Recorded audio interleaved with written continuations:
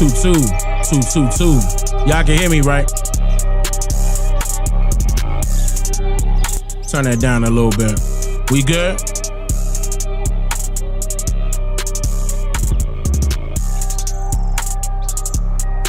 What we sounding like? Are we loud and clear? I can't hear myself in the headphones. We gotta fix that. Hope y'all doing well. Come on up in here, man. We good?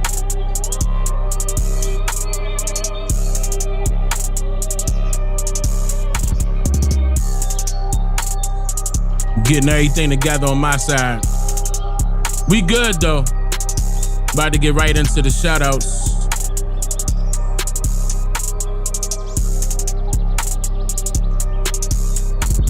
Yeah. No AI. Set it on fire. Fire. Fire.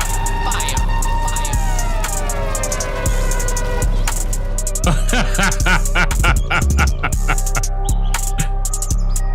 All right. Come on. Now, where the joint at? No. Come on, right here. Let me go into my shout outs real quick. Let me, hold, stop. Let me go into my shout outs. So if you can, spam up the chat. Keep spamming emojis and flooding the chat. Turn up. Whatever emoji, especially indigenous emojis. Keep spamming emojis and flooding the chat. Let me shout y'all out, man. Hold on, let me pull my chat up right now. We good? Nah, y'all gotta spam that chat up. Nah, spam it. Like, keep spamming it. Yeah, there you go. All right. Okay. Why my music not playing? There you go.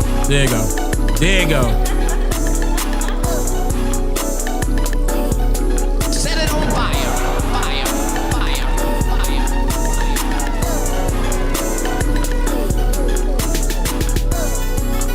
Memphis in the building. VA to Vegas in the building. 504 Louisiana in the building. OCO, y'all, hope y'all doing well. Staten Island in the building. Jacksonville, Florida in the building. Turn that down a little bit. That's a little. Hold up. Los Angeles in the building. Texas in the building. Woodbridge, New Jersey in the building. PG County in the building. What up, Maryland? Bridgeport, Connecticut in the building. DC in the building. What up, DC? OCO, Freethinkers. Tallahassee, Florida. Inglewood in the building. Bronx, New York in the building. North Carolina in the building. Mississippi in the building. Minnesota in the building. South Carolina in the building. Colorado in the building. H-Town in the building. Chicago in the building. Virginia in the building. What up, VA? San Francisco Bay area in the... What's up, y'all? Let's say it's Aidville. What up, Aidville? Tuscaloosa, Alabama. Dallas, Texas, checking in. Michigan in the building. Detroit in the building. Ohio in the building. Minnesota in the building. New York in the building. Morgan City, Louisiana in the building. Youngstown, Ohio in the building. Vegas, baby. What up, Vegas? Buffalo, New York. What up? The Buffalo in the building. Dane County, I see you. What up, Florida? Look, y'all. OCO, Freethinkers. Cause one thing about it, two things for sure, three things for certain, nigga. You're now tuned into the realest historian on the planet. It's up. The champ is here. He's here to make you think. Winners are not allowed to allow losers to rewrite history. You are watching a master at work. This motherfucker don't miss. No, he's good. That motherfucker don't miss, man. He's good. The best teacher you wished you had in school.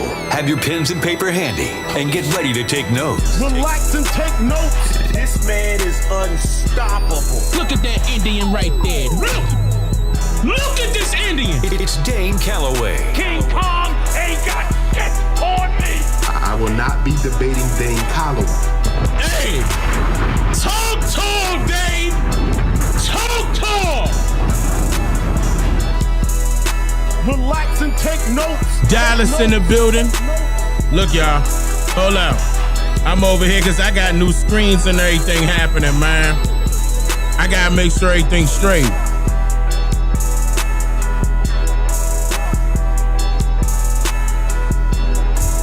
Tutu.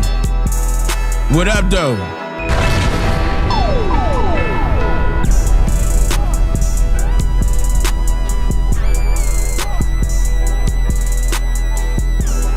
Set it on fire. Fire. Fire. Fire.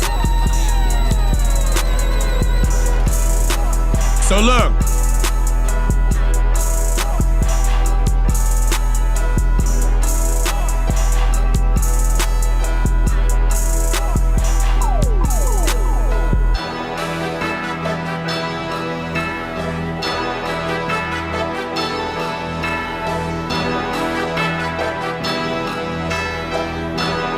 Why isn't that working? There you go. Look, I got a whole bunch of different screens now. I'm still not finished. We still got stuff we got to do. So I ain't even finished with the background. We still got stuff we got to do. But we in here though. Yeah, my hair been long, man. I've been doing this for 10 years on YouTube. 10 years right here. In May, make it 10 years. Y'all been with me since, some of y'all been with me since I started growing my hair. Now look at it.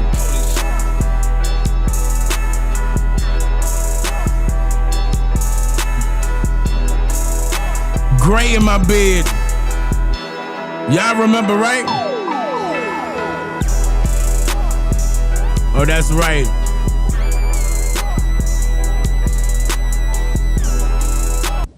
I like that beat. Let me go back on that beat one more time. Oh, we about to get it started. This live stream gonna be long, baby. It's been a minute.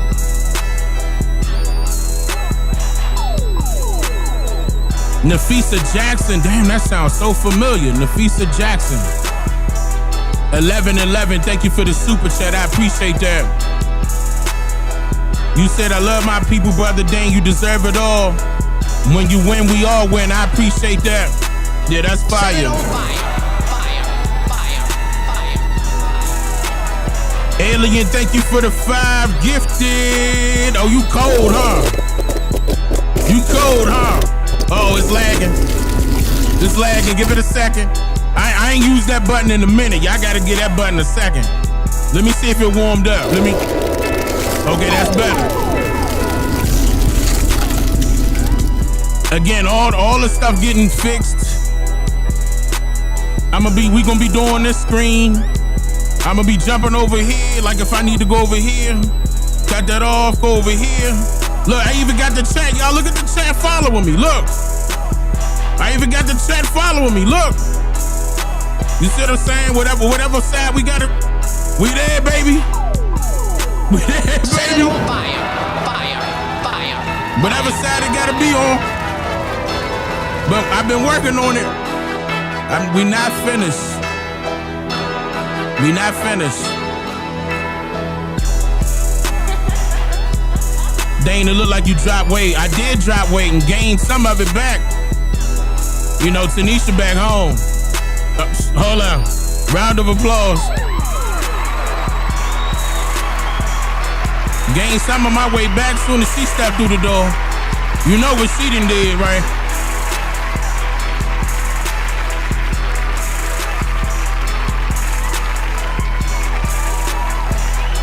She pulled up on me with that plate. What was I gonna do? I looked at her like, Toasty.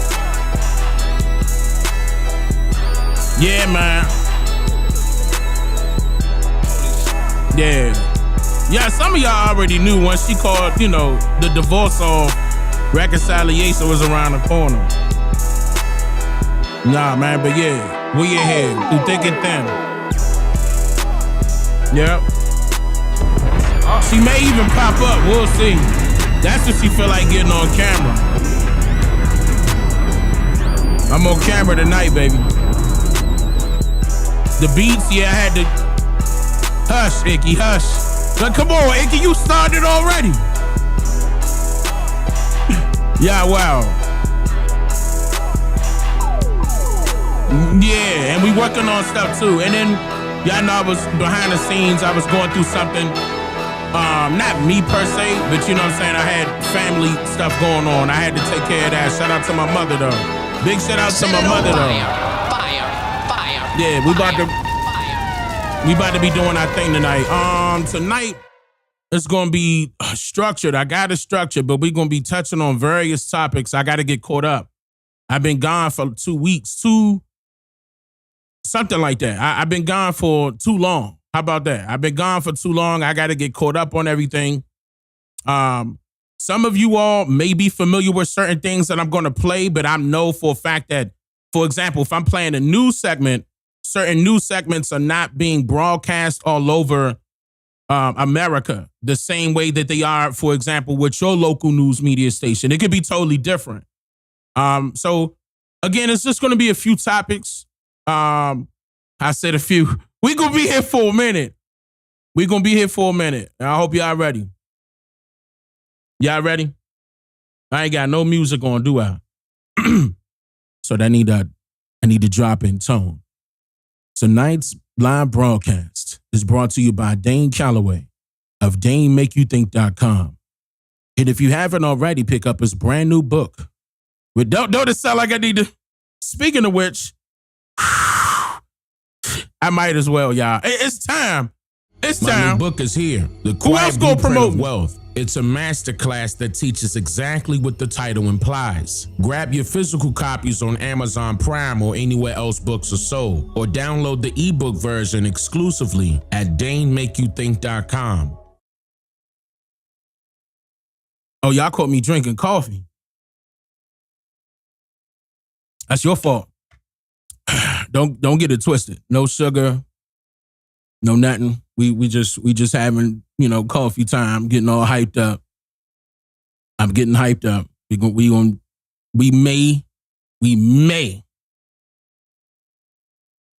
may go 6 hours tonight. May. That's not a guarantee.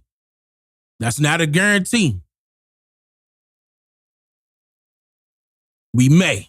It's gonna be lengthy though. It's gonna be lengthy for sure. Yeah, I'm not finished with the space, y'all.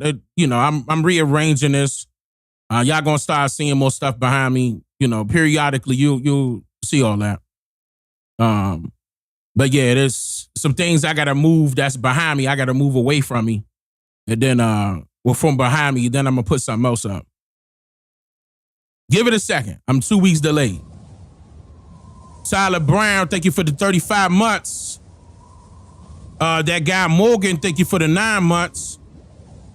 You said been riding with you since 2018, Chief. We both got long hair now. Look, I've been growing my hair since then. I never stopped. I never cut my hair since then. I've been growing my hair since, 2000. That's not 2016. That was 2000. 2000. Wait, was that 2015? Nah, it was 2015. 2015. And when my hairstylist did my hair, when she, you know, how did she wash it and blow dry it out? When she blow dried it out, it was coming all the way down to the seat. And I was like, damn, I don't think I'm gonna ever cut my hair. Y'all like this? She did her thing, man. Y'all like the way they look? Look like I'm from the West Coast, don't it? If I pulled up in LA right now, I would have had to have an old school Mercedes. If I pulled up in LA, they would have said that I ain't from there, because I don't dress like them. I don't dress like them. Nah, they probably would have called it out. I don't dress like that. That's the giveaway right there. What y'all think? Yeah, I mean, yeah, it looked, I'm going to tell you right now, it looked like a work of art, in my opinion. It looked like a work of art. It give my barber less work to do. You know what I'm saying? But, good evening. Glad you're here. It's like a little West Coast, right? That's what I thought. That's what I thought too. You look mixed for real, for real. Ah, here they go. They about to start the rumors. Why can't our people have pretty hair? Why? We got to be mixed with something. And then look, you know what they're going to say, right? You mixed with a little Indian, are you? Mixed with a little Indian. You know how they're going to do us, right? With a little Indian. I got a little bit of Cherokee on my grandmother's side.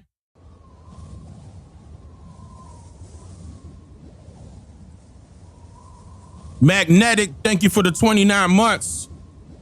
You said looking healthy, my brother. Much love. I appreciate that. Absolutely. Yeah, we gonna keep knocking this weight down. Gained a few pounds back since she been here. I'm gonna tell you that right now. And where we on, May? So this I got some catching up I got to do. I got some catching up I got to do.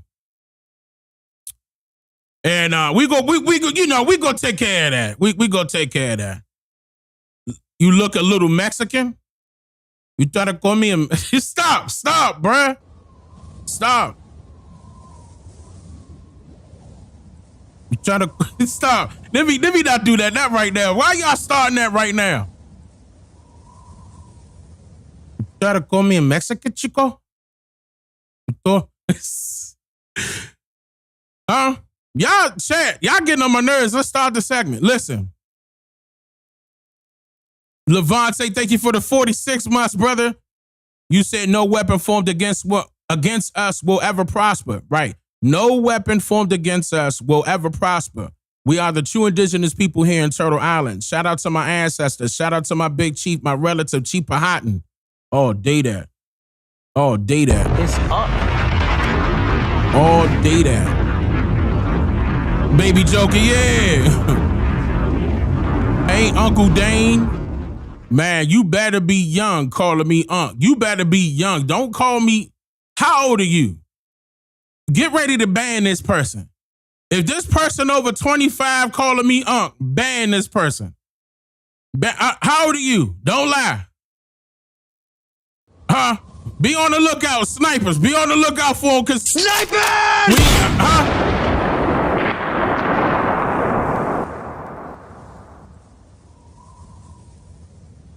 Why you get quiet? I'm just joking. You're not gonna get banned. I'm just joking. Before they take that, come on, y'all. Y'all know I be messing around. Now, when y'all know I'm not messing around, it's gonna be a big difference. Huge difference.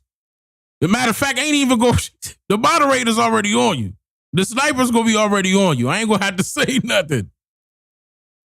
Dang, you ain't in your 50s? Hell nah. What you trying to say? What, huh? I'm nowhere near. I mean, God, I just turned 40. What y'all trying to say?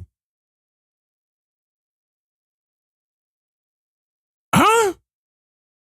Where y'all getting y'all information from? Y'all still using ChatGPT? That's what's going on, chat? He trolling? Yeah, I know he trolling. His last picture was a head full of gray hair. I'm sure it was.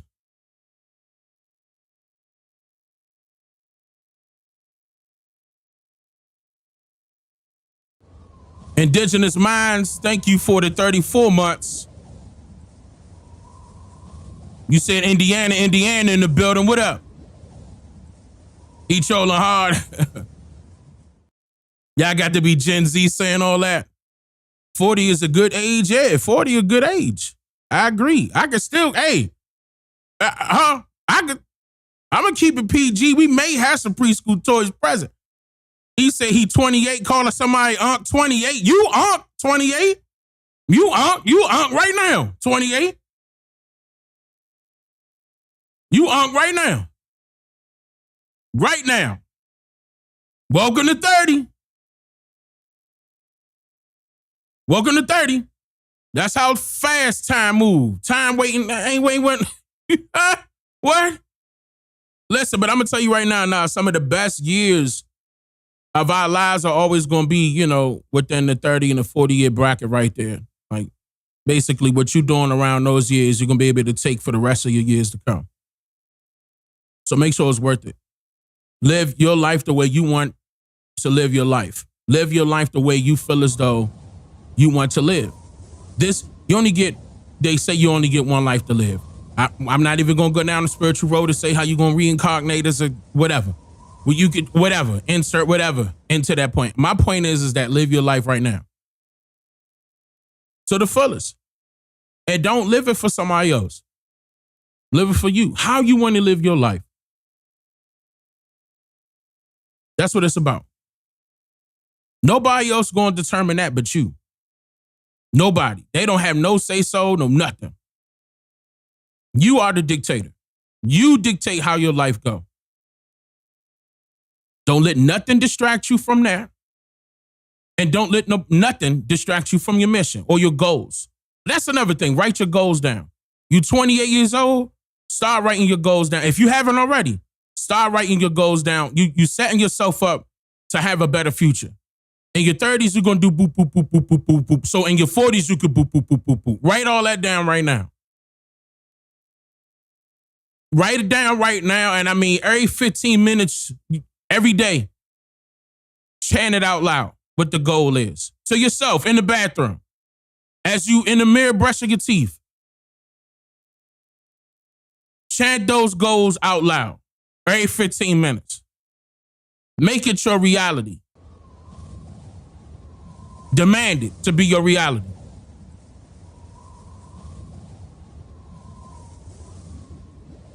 Notice I ain't tell you to worship some goat, worship some cult, none of that. I'm not saying none of that. I'm talking about worshiping you. Dane, how can I worship myself?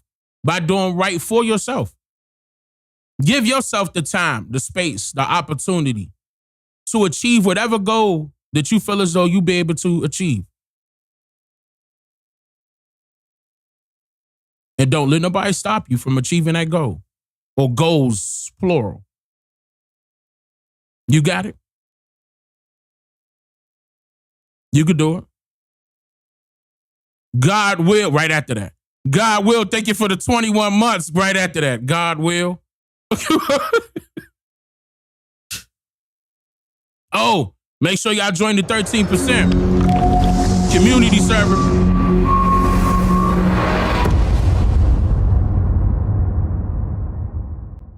Where like-minded people are residing right now.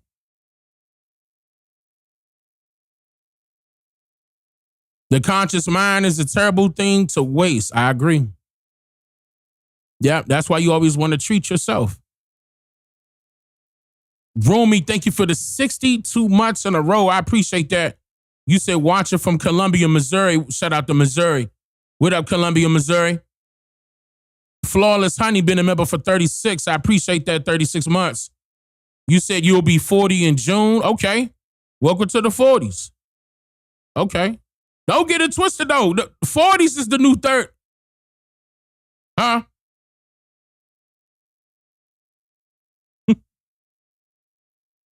Let that sink in. That one. Let that sink in. 40s is the new 30s. Living my best life. Well, I don't know that song. I just made that up. Matter of fact, I think that is a song. But I just made that note up.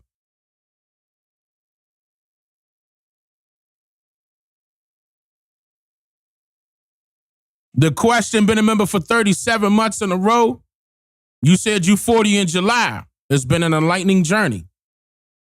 Congratulations. Oh, yep, you 39, looking younger. Hey, Hey, that's what I said when I turned 40 10 years ago. Wait a minute, Sunshine, hold up. What? Oh, that you was living your best life? That's what you saying? You just turned 54, 5'11". Oh, happy related birthday. Or solar return. Whichever one you gonna choose. Yeah, because 50s is lit, Dane. Okay, I'm looking forward to 50s then. Okay. I'm looking forward to it. But not that fast, you know, take your time, 50s, take your time. 40s, take your time. Let's walk that. Let's walk that, huh? I'm just saying, as long as everything get to be everything and everything do what it's supposed to be doing with everything, you get to read it between the lines. But I'm just saying, as long as I'm having, fun and then everything's straight 50s. I'm still gonna keep, I don't know what I'm gonna do as far as my hair is concerned in the 50s. As I can say I'm gonna keep my hair. We'll see. I think I'm gonna keep my hair though. I don't think I'm gonna cut my hair. I really don't think I'm gonna cut my hair. We'll see. We'll see. If I ran, let's just say, for example, we started our own government. I ran for a political position in our government. And I got these braids. Are y'all gonna think I'm a thug or something? Oh, he from the ghetto. He got long hair. Is y'all gonna label stereotypes on me? You gonna look at me a little different?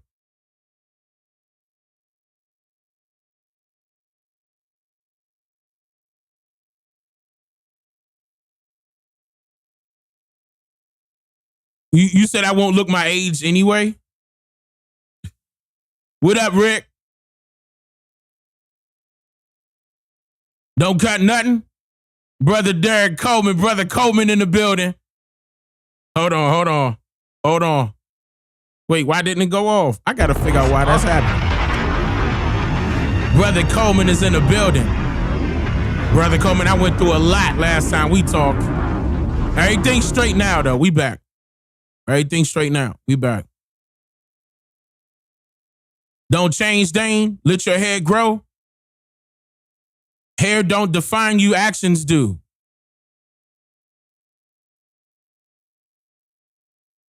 Wait a minute, you said, Amani said, who cares what your hair looks like? Your speech and vernacular outweigh everything.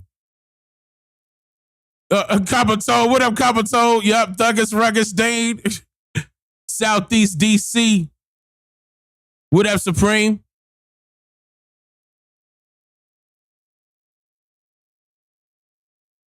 Sorry, animation, I appreciate that. Somebody feels some type of way about me covering the Mo case. Told y'all we an RDA rec points. Oh, look at points. When you 50, you trying to be wilder than Turtle Wilder? Morgan. When you 50, you trying to be wilder than Turtle Wilder? Like wildin' or wildin'? Like which wildin'? Morgan. Don't keep it PG, Morgan. Just PG-13, Morgan. Just keep it PG-13. God, yeah. But today Friday. Is that what's going on? Chat. What did y'all just go see a movie or something? Where is y'all mind? What happened? Did something come out today? Drake's album came out yesterday. Oh, it was the Drake album. Y'all listen to them other 2 albums because he released 3. Drake that got y'all up, huh? Let me start because there's going to be some Kendrick fans mad as hell. Nick, listen to Drake. Y'all know y'all popped in that Drake CD and start popping it. Talking to some female you talking to a little rougher. You think, I ain't get a chance to hit a Drake album. I mean, he got 3 albums. To me, I'm going to tell you right now, it sounds like Drake trying to hurry up and get out of that contract that he's in. 3 albums?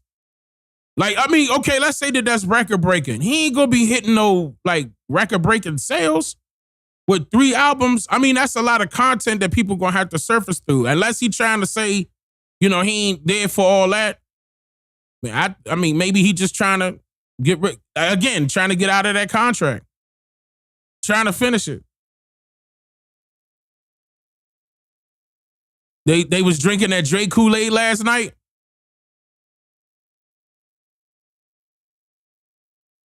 He got close to 50 songs out for folk. He gonna be, he gonna be singing to the ladies.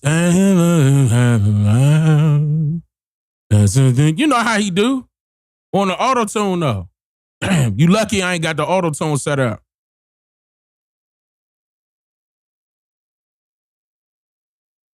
No, he independent. He done with UMG? No, sir. No, he not. Who told you that?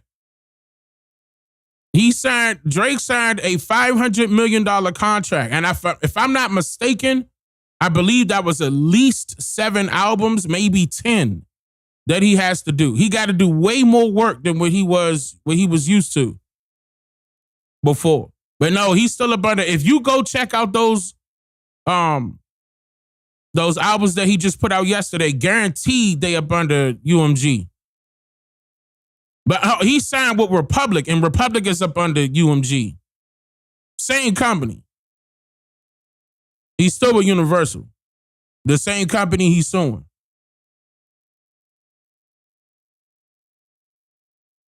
He ain't going nowhere. Not until he finished that contract. Drake got 5 more years. Drake overhyped.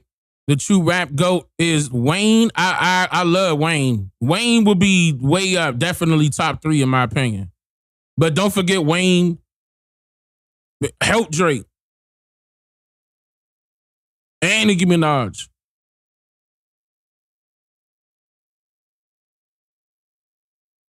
Drake is trying to finish his obligation. I believe so. I believe Drake trying to come off that contract. But it's too late. I mean, it's too late. Now, even though he part Jew, they still treat their people wrong too. Depending on the situation.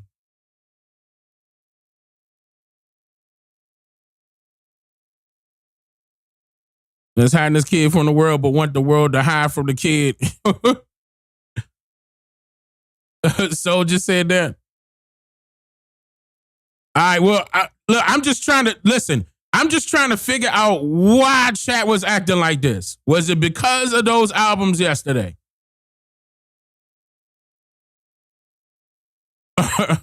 Dane, where have you been? How can I've been away. I've been away for a little minute. Tucked somewhere in the tuck. In the cut. Tucked away in the cut. No, on a serious no. I'm visiting family members, doing stuff like that. And it's a good thing on top of that, for real. Family members, friends, You said Drake coming out as Iceman, knowing Lil Wayne was the fireman. That's true.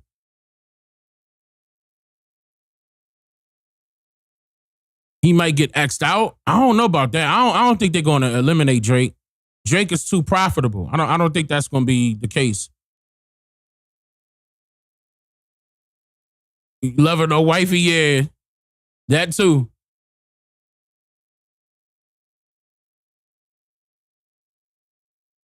New Moon and Taurus.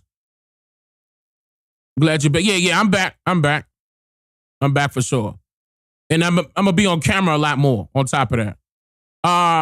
You guys will see it. Let me get into the segment right now.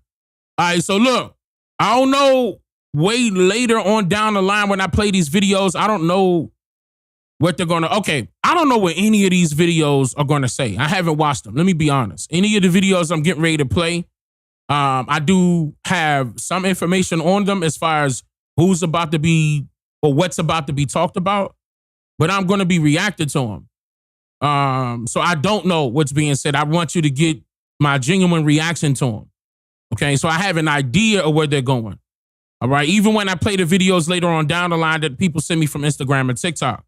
I don't know which direction they're going to go. Okay. So that doesn't mean I'm going to agree with everything that you see me play. I'm probably going to stop and pause and say something. To which degree? Any debates coming up? Oh, I have no idea. I haven't been on the internet in about 2.5 weeks.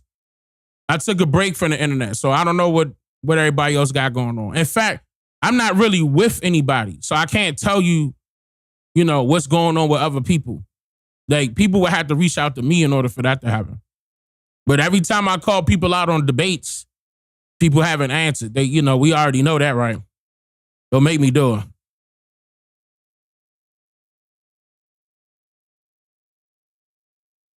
Exhibit A. I will not be debating Dane Calloway. I'm just saying. He was the main one.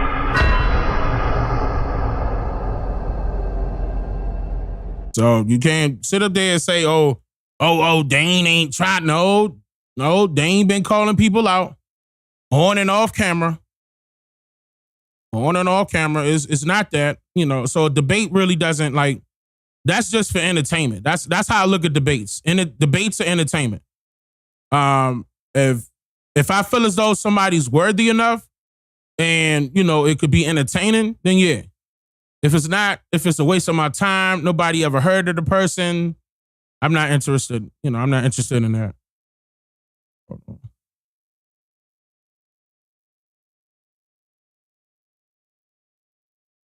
All right, so I'm getting ready to hold up.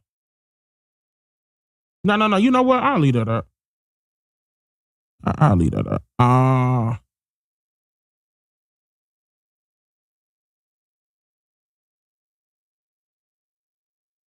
right, so the first things, let me play some ones before I get into this topic that you see right here. Let me play some warm-up ones before we get into the main topic, because it's a lot of things that I missed that actually happened. Like, for example, recently here, around 50, okay, don't y'all know those autonomous cars that drive themselves? That's what that means. But it's called Waymos. And they come around and pick people up. They try to act like, y'all know what I'm talking about? Try to act like Uber. Okay. Now, I forewarned people about this numerous times about these EVs. I do not trust these EVs, bruh. So randomly in Atlanta, this was just a few days ago, randomly in Atlanta, Waymos 50 Waymos cars, EVs, they're going to say invaded an Atlanta neighborhood and kept driving in a circle, 50 of them, and kept driving in a circle. Keep this in mind, nobody was inside. They were empty. They just kept driving in a circle, met up in the same neighborhood in Atlanta, Georgia, and kept driving. Look. Video here captured. Look.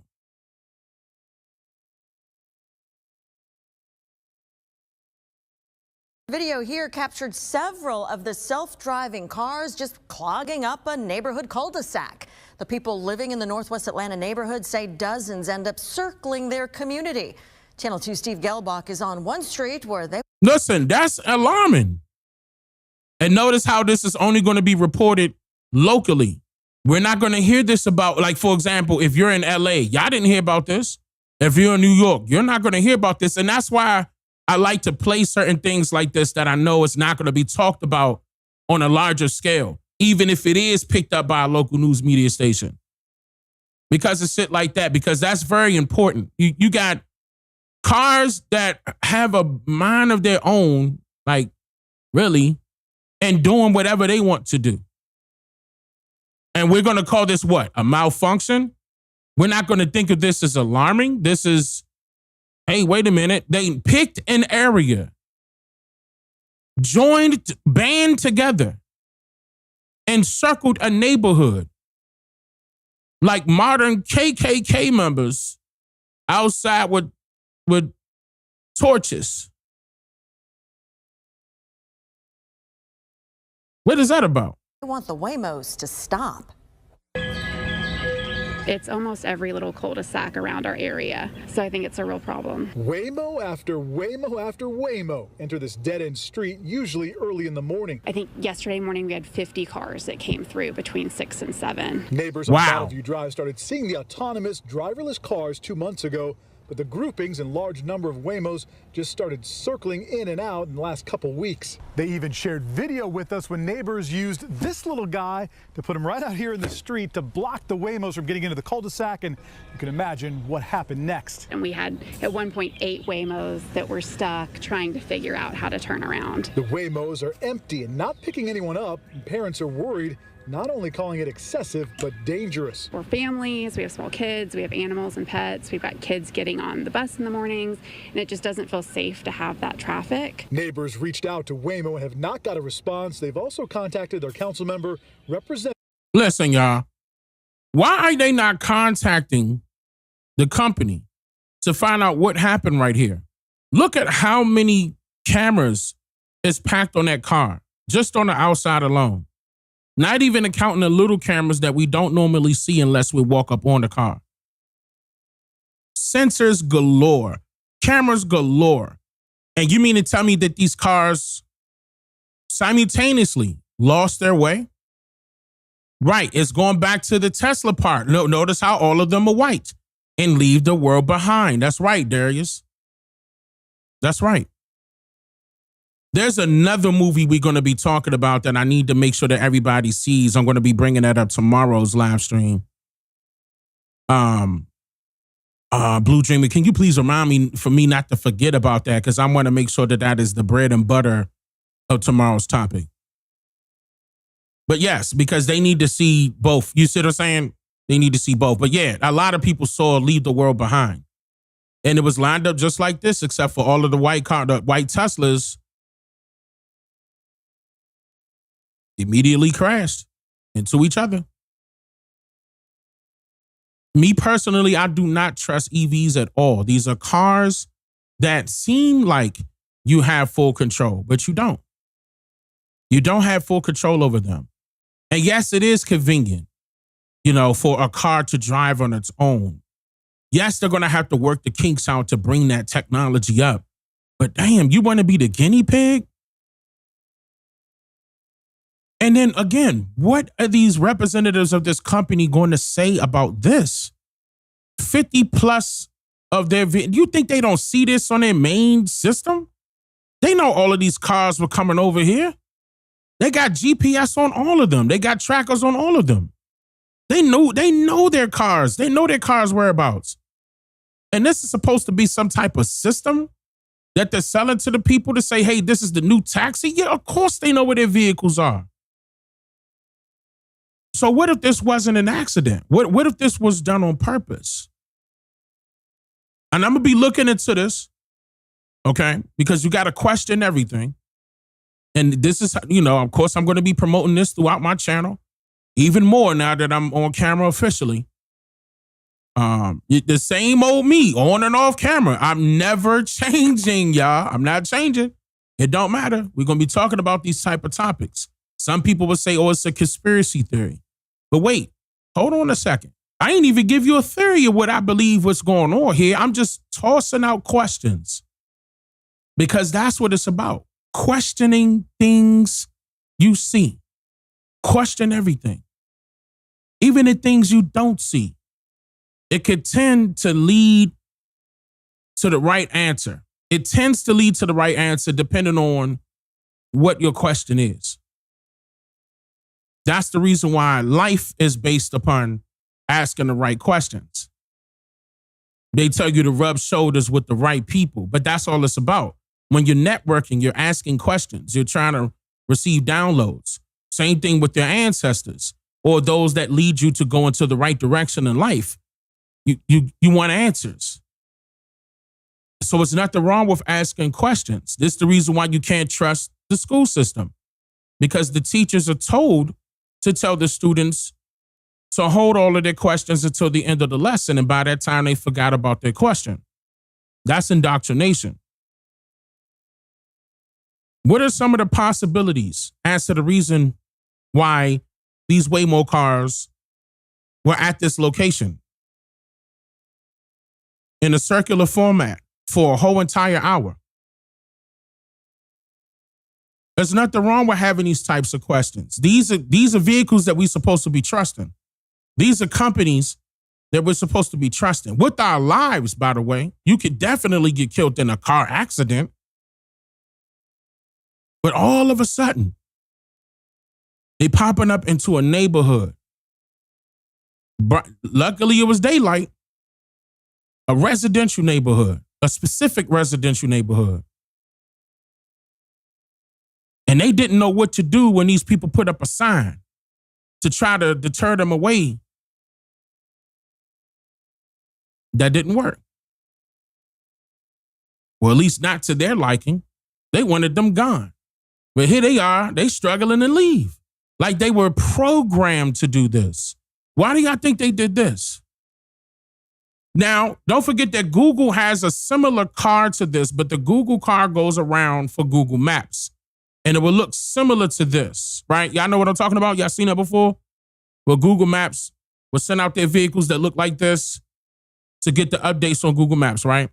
You said they're preparing for something, leave the world behind, testing, okay. And there's nothing wrong with thinking critically. Now, again, when you question everything, you got to think critically. Question everything and think about it critically.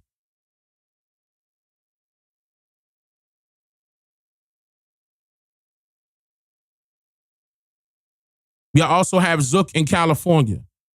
I'll look into that. Zook. Is that the name of the company? I'll look into it. 1.1K here. Hit the like button. Oh, yeah, definitely hit that like button if y'all in here. Like COVID-19. I'm actually glad you brought that up, Maximum Rising. We're going to get into that. Right, like the virus. Look at y'all. See, chat? I'm proud of y'all. See, that's what I'm talking about. Look at chat. That's what I'm talking about. That's what I'm talking about, chat. That's what I'm, matter of fact, yeah, round of applause for chat. I like that. Ain't nothing wrong with it. No right or wrong answers right here. We just thinking. Why they got all these cars coming to one neighborhood?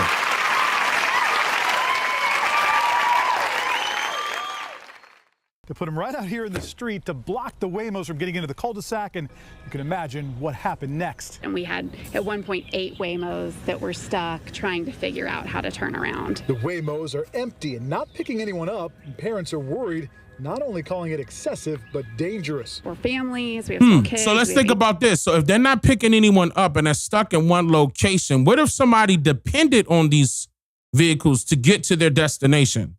We got to think about that as well. Yeah, we talked about leave the world behind a lot, dealing with the Tesla part, dealing with that. We did talk about that earlier. I'm not sure if y'all just coming in, but we did touch on that earlier. Animals and pets. We've got kids getting on the bus. That this is familiar. And it just doesn't feel safe to have that traffic. Neighbors reached out to Waymo and have not got a response. They've also contacted their council members. So they reached out to Waymo and have not got a response. We've got kids getting on the bus in the mornings, and it just doesn't feel safe to have that traffic. Neighbors reached out to Waymo and have not got a response. Now, again, let me mention this. That does not mean that Waymo has no idea where their cars are located. They have sensors galore, cameras galore, GPS tracker on it. There's no, oh, that car got away from them. They can easily, by remote control, tap into that program and steer that car. Each one of them. There's no way they don't know. They just don't want to comment because this could be for something. I don't know what it is. I'm going to have to look more into it. But this is another reason why I've been warning people not to trust these EVs. They got an agenda with these cars. I just can't put my finger on it just yet, but I know I'm getting close to cracking that code when it comes to these cars. Okay, we already know they want to take control over it and keep you trapped in it. We know about that part, not that. I think it's a bigger agenda than that. Something else is at play. It's going, everything that's done in the dark always come to the light. We're going to know. They've also contacted their council member, representatives, and GDOT and don't know what to do. We would just like to see them stay. Wait a minute. Representatives, congressional, their little local government representatives and DDOT don't know what to do. And they supposed to be in the Department of Transportation of that particular. We talking about Atlanta, a busy city. They don't know what to do.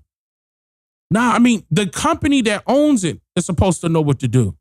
If they're not telling you guys what to do, then something is wrong with the company. Maybe they're not trying to admit that they were hacked. Again, this is just me thinking. There's nothing wrong with thinking out loud and critically thinking, not saying that I'm right, not saying that I'm wrong, neither. What if they were tapped into? This is another thing that these EVs are vulnerable to. Proper protection.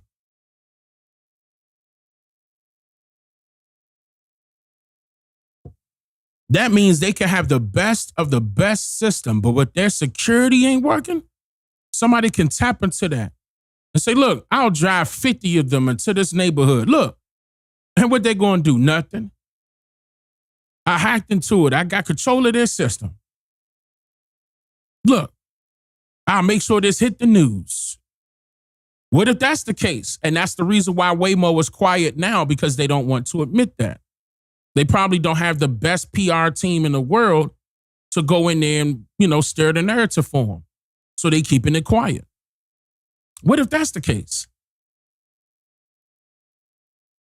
This reminds me, every time I look at this technology and see that they're having initial hiccups with their technology, this goes back to me talking to you guys about the aviation, the FAA having issues with 5G rolling out because a lot of the signals were crossing. And y'all remember the times where I went over the 2 groundings, nationwide groundings, that the FAA initiated in order to ground aircraft because of the signal crossings, to the point where it was leaving pilots blind. Now, this is another reason why I'm saying I'm not so sure about the cars just yet. I know it's big, but I'm trying to figure out what it is or find out what it is, because that same technology is inside of those planes with the steering equipment. It's not mechanically connected together. They're dealing in frequencies, cellular signal. That's a problem. That's a problem, because that can be tapped into. This is the reason why virtual private networks exist.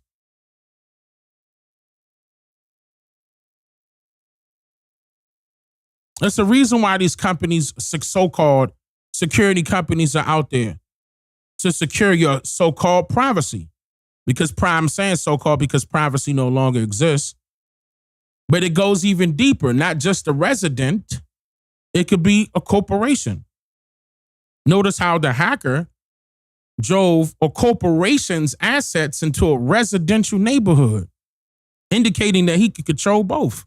He or it, whoever it was, could control both, because both are vulnerably the same.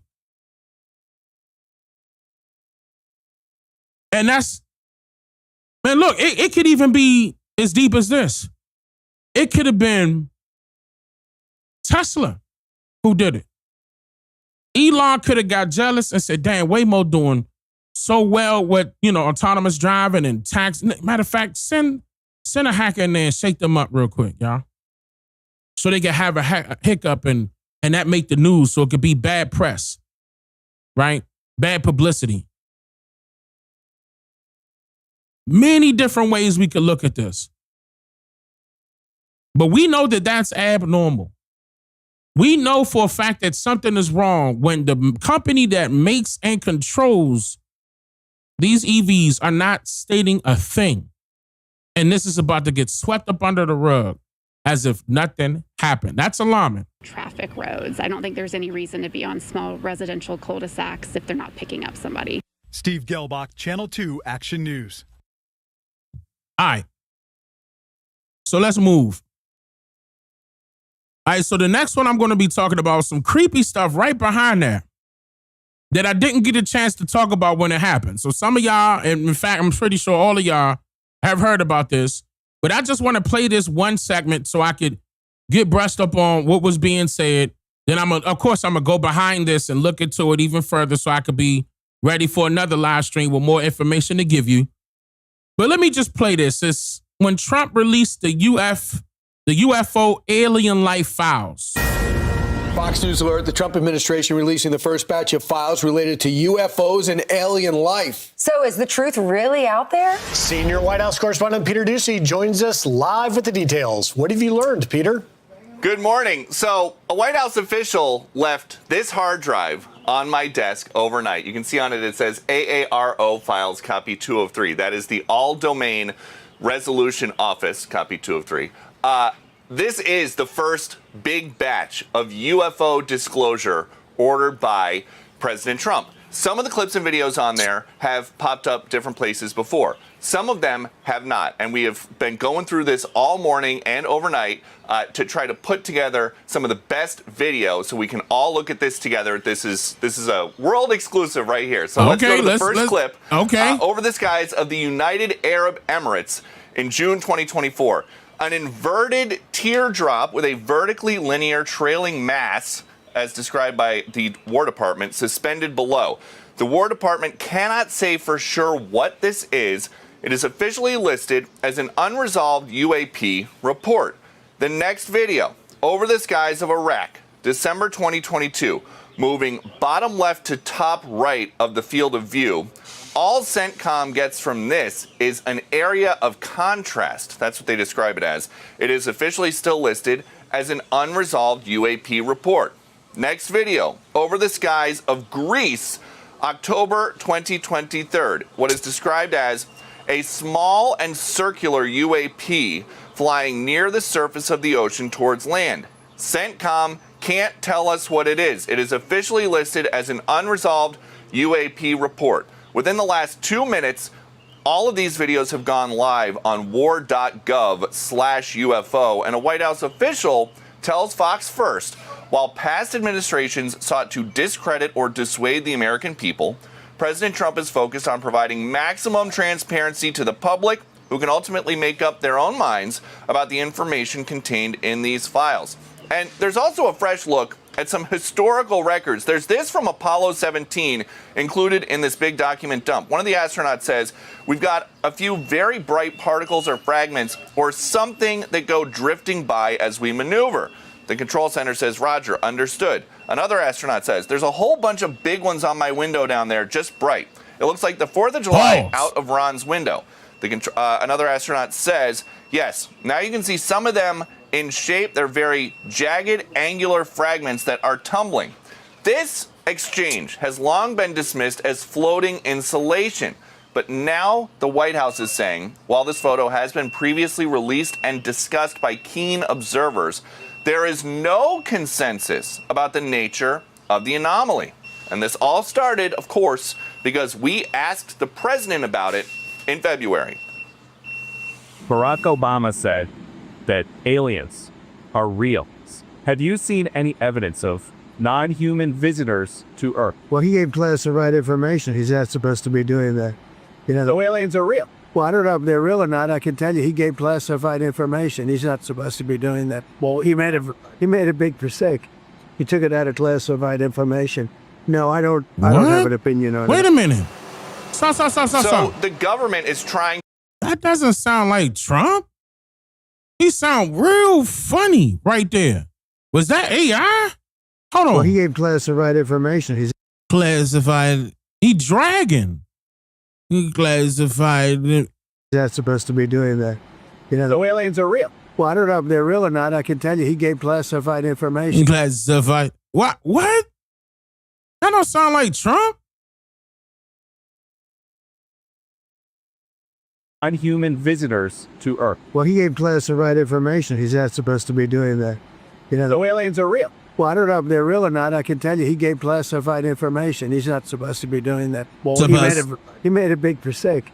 He took it out of classified. He made a what? You know, so aliens are real. Well, I don't know if they're real or not. I can tell you he gave classified information. He's not supposed to be doing that. Well, he made a big mistake. He took it out of classified information. No, I don't. That's disturbing. Trump don't sound nor look like that when he talking. He don't have his, he don't have his lip up like that. Oh no, y'all.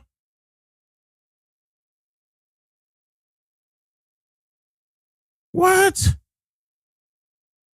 Because all the time, I do my Trump impression, and every time I do my Trump impression, I let people know this is me talking. He talks like this. And he does with great people all the time. I hang with blah, blah, blah. I do his voice. When I hear something different, I'm going to tell you. Trump does not sound the same. Trump does not look the same. Yeah, Dick Gregory did say it was 2 Trumps. They said he had a minor stroke. It almost sound like it. I'm not trying to be funny. It almost sound like it. It almost looked like it too. That's disturbing. That's if this is real. Because even the quality sounds different. I got these headphones on. I'm hearing it. I hear a big difference. I see a difference too. That's a little weird. Okay, we gonna come back. This is the last time I'm gonna play it. Have you seen any evidence of non-human visitors to Earth? Well, he gave classified information. He's not supposed to be doing that. So aliens are real. Well, I don't know if they're real or not. I can tell you he gave classified information. He's not supposed to be doing that. Well, he made a big mistake. He took it out of classified information. No, I don't have an opinion on it. So the government is trying to answer the question, do aliens exist? And the answer is they don't know, but in an effort of transparency, they are giving us all of the material that they are working with as they try to answer that question. All right. To you. Peter, so many questions. The internet has been ablaze about this for a long time. And one of the things that the unidentified anomalous phenomena people want to know is what the government has collected from belief that these things crashed. There was crash retrieval and that we have some sort of evidence. Is there anything in this batch of released files that would answer that question? There's nothing in this batch, but we've been told that this is about to become a regular thing because there are hundreds of documents and dozens of pieces of media, videos and photos that are contained on this drive that has just been uploaded to the new website, which is war.gov/UFO. There is nothing like that in this batch, but they are going through and they are working to declassify whatever they can because President Trump told them to. And this is different than when he ordered the Kennedy files to be unclassified. Why? Just put everything out all at once. Why is this different? Millions of pages, a huge file. This is going to come out bit by bit as they work through. And we've got some stuff from Apollo 17. We've got some stuff from a couple months ago. There's a ton of material, but they want us to know that they are trying to figure this out. They just don't have an answer about whether or not, about what these crafts are. Peter, what do you think? You're a betting person. Do you think these aliens are friendly? Should we approach them? What do you suggest if we see them? You hope that they're friendly. I see a lot of people here at the White House, and I think that looks like it might be an alien. And everybody is pretty nice. Okay. Thank you so much. And I'm pretty sure there's people out there that agree. We know the aliens are walking among us. As far as reptilians are concerned, right? We know they're around. All right. Wait. Okay. I'll let it play. We're fascinated with this. Sean just did a podcast about this, the investigation of Bob Lazar, who talks about S4, and so many people are watching it. It's fascinating. But does this pose a national security risk, our adversaries? Because the concern is revealing military capabilities to our adversaries like China and to Russia. Well, that's exactly it. We don't know what these things are. But so as a reporter in D.C., in the past 2 years, I've covered the House committee. Remember, they have a UAP committee headed up by Paulina Luna, as well as Congressman Tim Burchett. And both of those two have really been forthcoming in the media in recent weeks, saying that it's going to be shocking. Luna saying that she's seen things that are not human, but she can't explain. It's classified. She can't say it, and so it's only whetted the appetite. And that Republican. Wait, was he Republican? I'm trying to remember. Nah, I don't think he was. But the representative in Tennessee, and I forgot his name, maybe y'all going to say it in the chat, has came out and said that some of the footage that he has seen, that the government is aware of, is the aliens coming in by boat, not even aircraft. Now, that was the first I ever heard that before. He said that they were coming by boat and not aircraft. And I was like, wait, is he referring to like another group of people that's in a totally different landmass and y'all just calling them an alien because they're not from this landmass? Because what do you mean they're coming in by boat and not aircraft? And he was saying that he may get in trouble for leaking that. Wait, I thought somebody was going to say it, but the representative in Tennessee mentioned this because he said he's seen some of the documents, the videos that they do have on the aliens. Y'all can't remember that guy's name? Y'all could probably look that up. Representative in Tennessee. He did a podcast and he explained that. Actually, he did two of them. One of them I did play. One of the podcasts I did play. Tim Burchett. Thank you, y'all. Tim Burchett. That's his name, Tim Burchett. So he's the one that kind of alluded to what was inside of these files. And I doubt very seriously they're going to allow all of the files to be released, but there was a lot of people coming out there online stating that they believe that something big is going to happen either on the day that Trump is getting ready to leave office or soon after. Like they're going to do something in the sky. A lot of people will say Blue Beam Project as well. They feel as though they're going to do something that's going to look unrealistic and with the use of AI. And I know that part right there is kind of iffy to me. I'm not going to lie, because AI is so good now and you're not able to tell a difference between the two. AI is tremendously good now with video creation. But yeah, I just don't want them, to make people upset and get them out of character and make it seem like something popping off. Because keep in mind, inside of Leave the World Behind, you technically don't know what was starting all of this. There was another one that was similar to that, alluding to something happening, but you don't know what it was. They never told you what it was, but it was what was the name of that film? That was a good one too. American Refugee. American Refugee was another one that was good. That in the beginning, they showed you that it was an uprising or some type of chaotic scene that was happening in America that was unexplained. Okay. But they just went into the story of people surviving. Yeah, American Refugee. That was another one. So you don't know exactly where it's going to start from. We just got to stay alert. And this is the reason why I'm on top of so many other ones that I feel as though that could be used as a weapon. Same thing with COVID. In fact, matter of fact, let's go to that right now. So let me explain this. I'm about to play a few videos. So there was a whistleblower that finally came out. I mean, we already know about the situation dealing with the COVID-19 and where it came from, but now they're gathering people's testimonies. The CIA had a problem with this whistleblower putting this information out. And so did Fauci. But let me walk it down. So just in case people didn't know what was going on, I'm going to play these videos in order so you can see what happened. All right, the COVID hearing. Congressional correspondent Bill Melugin is on Capitol Hill. I'm Harris Faulkner. This is the Faulkner Focus. We'll start there. And I love the way that Sandra and Bill just kind of wrap that. Bill, of course, is in China. And the timing of this hearing on what we know and what we knew and maybe what we could have known had certain things been released to the public about the origins of COVID and that Wuhan laboratory and so much more. We'll get right back to it.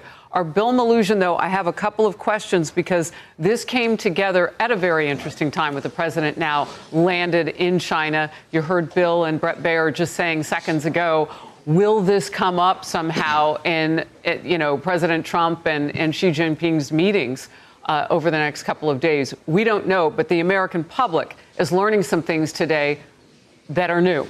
Bill. Come on, Bill. Harris, good morning to you. We certainly are. And I want to give you a little color that we're getting from the CIA just now. They are not happy with the way this hearing is going down. They are accusing Senator Rand Paul and the Senate Homeland Security Committee of, quote, acting in bad faith in putting this hearing together. They say this witness in there isn't a whistleblower. They say he hasn't sought any whistleblower protections. They said he's in that room right now because the committee subpoenaed him, compelled him to come in and testify. And the CIA says they weren't given a heads up about this. Oh, they mad. And they provided Fox News a statement. It says in part, quote, the committee acted in bad faith by subpoenaing an agency officer for testimony today without notifying. And he admitted the truth on him. Already obtained closed door testimony from the individual previously. The witness testifying today is not appearing as a whistleblower in pursuit of the truth, but instead in response to the subpoena issued by Chairman Paul. This proceeding amounts to nothing more than a dishonest political theater masquerading as a congressional hearing. As the CIA has already assessed, COVID-19 most likely originated from a lab leak, and efforts to undermine that conclusion are disingenuous. Well, Harris, as Senator Rand Paul was walking into that hearing room this morning, again, he chairs this committee.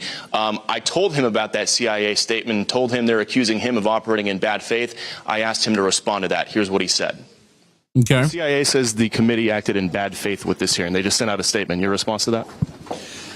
You know, I think transparency is good. I think we overclassify everything. Congress passed a law to unanimously declassify all of the COVID information. We all want to know the truth. Oh. Where did it come from? Why has it taken so long? Oh, I didn't know that.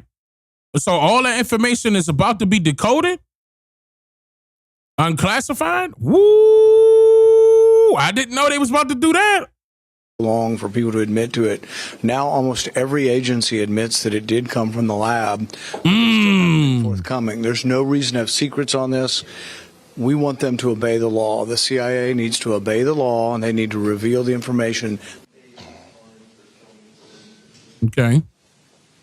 And Harris, just a little more color for you. We've heard several Republicans on the committee point this out this morning. There are no Senate Democrats inside of that hearing room right now. There are several Democrats on that committee. Wow. But they are not there. You heard the. So Democrats, see, that's another, Democrats going wild right now as far as their behavior is concerned. I'm about to bring something else up after we talk about this part right here. That. Senator Ruben Gallego. Their behavior is weird right now. And again, I'm not for Democrats nor Republicans. Ooh, but they got some odd behavior going on right now. Arizona actually walked by us about 15 minutes ago. He saw the media cameras here, and we couldn't tell if he was joking or trolling or not, but he said, hey, what's going on here? And his staffer said, I don't know, and they walked past us. So he's on that committee. He's not in the room, but we couldn't tell if he was just joking or not. Look, I asked the team to go ahead and find this picture because just a few minutes ago, just shy of the top of the hour, you could see over the left shoulder of Senator Ron Johnson the empty seats of Democrats. And we could show, I mean, look at that room. James Erdman, who is the whistleblower witness today, was asked about, and I believe it was Senator, Bernie Moreno, who asked him this. How does that make you feel knowing that those Democrats aren't there? And he says that, of course, I wish that they were. I mean, you want everyone to know what he has to say. What is the take on his role? And I'm going to tell y'all right now, what we really need to do is come after both sides, but especially the Democrats. The Democrats need to be held responsible for something I'm going to get into here in a minute. Well, they are ignoring it, apparently, Harris. We'd love to ask them what they think about this testimony, but they're not here. They're not in the room. And the witness has given some pretty interesting testimony so far. You know, he's part of the CIA, active member CIA. He said that in August of 2021, the intelligence community was ready to basically declare that this the COVID-19 pandemic began as a... So he was a CIA whistleblower. Just say it. He was a CIA whistleblower. He admitted that he worked for the CIA. Leak from that Chinese and he blew the whistle on him. Wuhan, and then the witness says that Dr. Anthony Fauci injected himself into those discussions, into the intelligence community, and was able to influence those conversations and get that classification changed from the potential lab leak theory to just a neutral theory. So we'll see what else he says in there today. Well, look, and at one point, Rand Paul was saying extreme unmasking, data concerns, COVID injection concerns, all of those things that had us lock our children up in particular and change the arc of their learning lives, if not in other ways. Kept everybody home. So much else. So this is important. We're going to get back to the hearing right now. Bill Melugin, I appreciate you pulling aside and bringing us that fresh conversation that you had with Rand Paul. Thank you very much. Okay, all right, so let me keep it same topic. The CIA says the intelligence community engaged in a cover-up of the COVID-19 pandemic origins. James Erdman was told a Senate committee today that the key medical advisor during the crisis was in on it. Democrats on the committee boycotted the hearing, and the CIA denounced it. Congressional correspondent Bill Melugin has tonight's highlights from Capitol Hill. Good evening, Bill. And Brett, good evening to you. Republicans say the headline from today's hearing with this active CIA employee was his testimony that there was a U.S. government cover-up about COVID-19's origins. So a U.S. government cover-up. All right, so, and Fauci is to blame. Damn, why they take so long? I mean, okay, was that long? Yes, that was long. Damn, so many people died. Bro, they need to be held responsible, bro. Like, don't bring this up and not put niggas in jail. Don't bring this up and say, oh, it was a problem here and a problem there, and then you don't throw nobody in jail. Don't do this. As a matter of fact, you wasting time. You wasting time. Nick, people need to be locked up. They either need to be dead or in jail.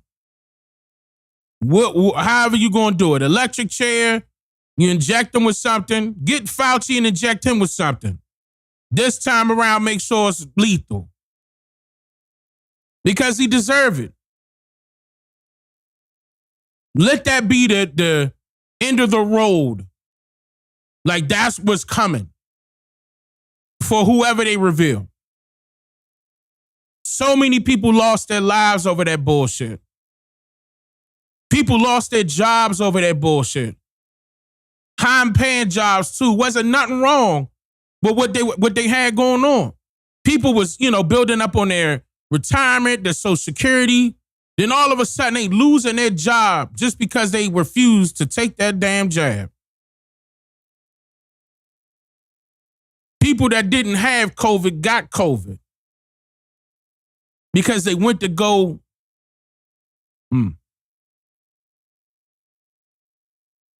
Because they went to go get that shot. And anytime they didn't want to get the booster, they made sure they was killing them softly, killing them slowly.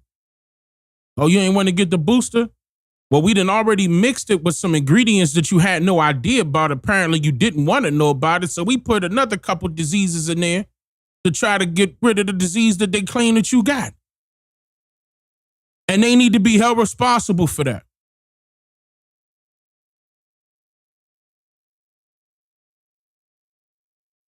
Too many people lost their lives. You can't just put this information out as if we wasn't warning you. Back then, we knew where it came from. Trump knew it was China. China.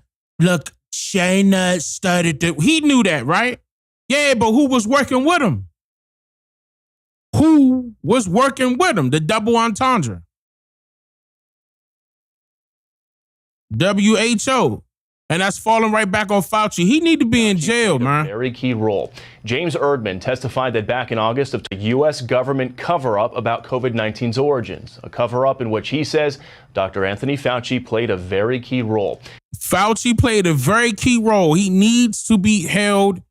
Type 13 in the chat right now if you think Fauci should be sentenced to death or in jail. Type 13 in the chat right now if you think Fauci needs to be sentenced to death or in jail right now.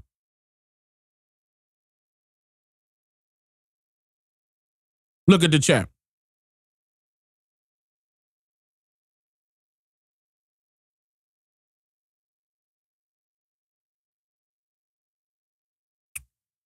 I'm just saying. We all done lost some very good people in our family because of this stupidity. They were trying to treat our people like guinea pigs, but yet they were, manipulating their way into doing that. Persuading our people by the use of fear-mongering into being guinea pigs. They need to be, Fauci need to be in jail, bro. James Erdman testified that back in August of 2021, right as the U.S. intel community was about to determine that COVID-19 had leaked from a Chinese lab, Dr. Fauci injected himself into those conversations, and the lab leak theory was suddenly changed to a neutral position just days later. It was significantly influenced by Anthony Fauci's injecting himself into the IC. We have documentation that shows that as of August 12th, the CIA was considering calling this a lab leak. That changed on August 17th of 2021.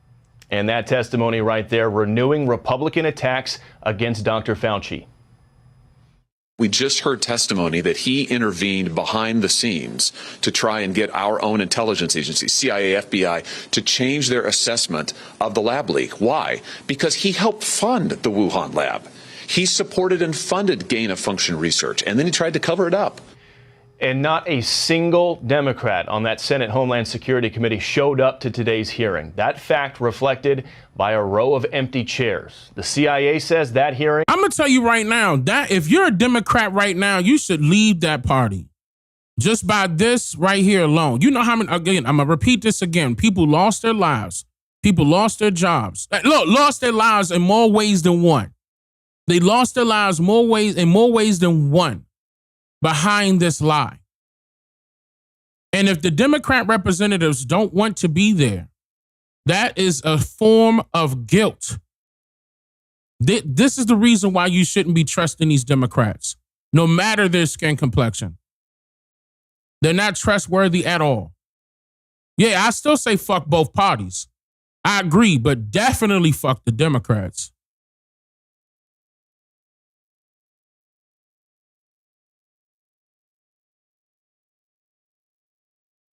The Democrats may have been threatened not to speak.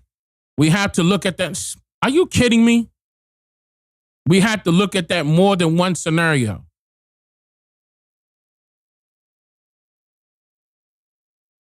The Democrats wasn't there to speak. They were in the audience. The Democrats were not there to speak. They were in the audience. Look at the image.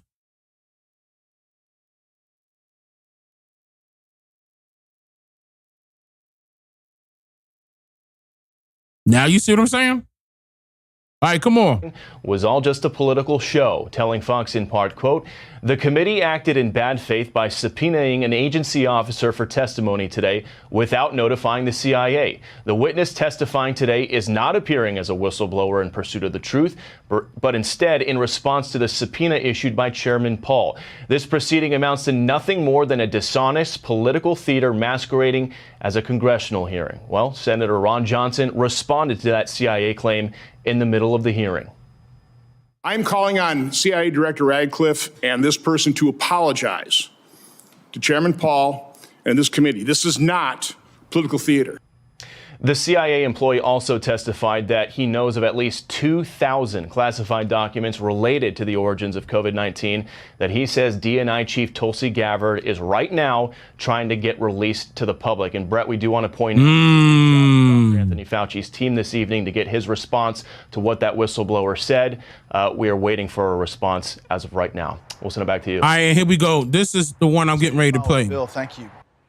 John Kiriakou is a former CIA officer and whistleblower. Does this jive with how things are done at the agency? Someone just makes a phone call and everything changes? Unfortunately, yes. We see this kind of thing all the time. And Jesse, at the heart of this story is that it's always best to tell the truth. The truth always comes out. And I want to comment on the whistleblower, too. This was a very brave thing he did. He put his reputation on the line today. He told the world exactly what the truth was. He'll probably never work in government again because of it. But now we have an idea of what was being done secretly, yet in our name. And Fauci got pardoned. So He may have killed 1 million Americans. We don't know if the exact virus. I remember when Trump was trying to revoke that. That he paid for, but still, I mean, and then he just walks away like nothing happened. My cousin George Koletsu was the second person in the state of Ohio to die of COVID back in very early. The pardon is off? I hope so. That still stings all of us in our family. And now I can't help but to look at Dr. Fauci and think, you liar. Look what you've done to our country. And you're right. He was auto-penned right into freedom and wealth and untold riches in his retirements. That is unacceptable. He was protected. Yeah, but I'm not sure if Trump is able to remove that pardon, because that was Joe Biden that gave him that pardon right as he was leaving. Remember, I covered that too. As Joe Biden was leaving, like I'm talking about days left. Days left. It was probably like 2 days left.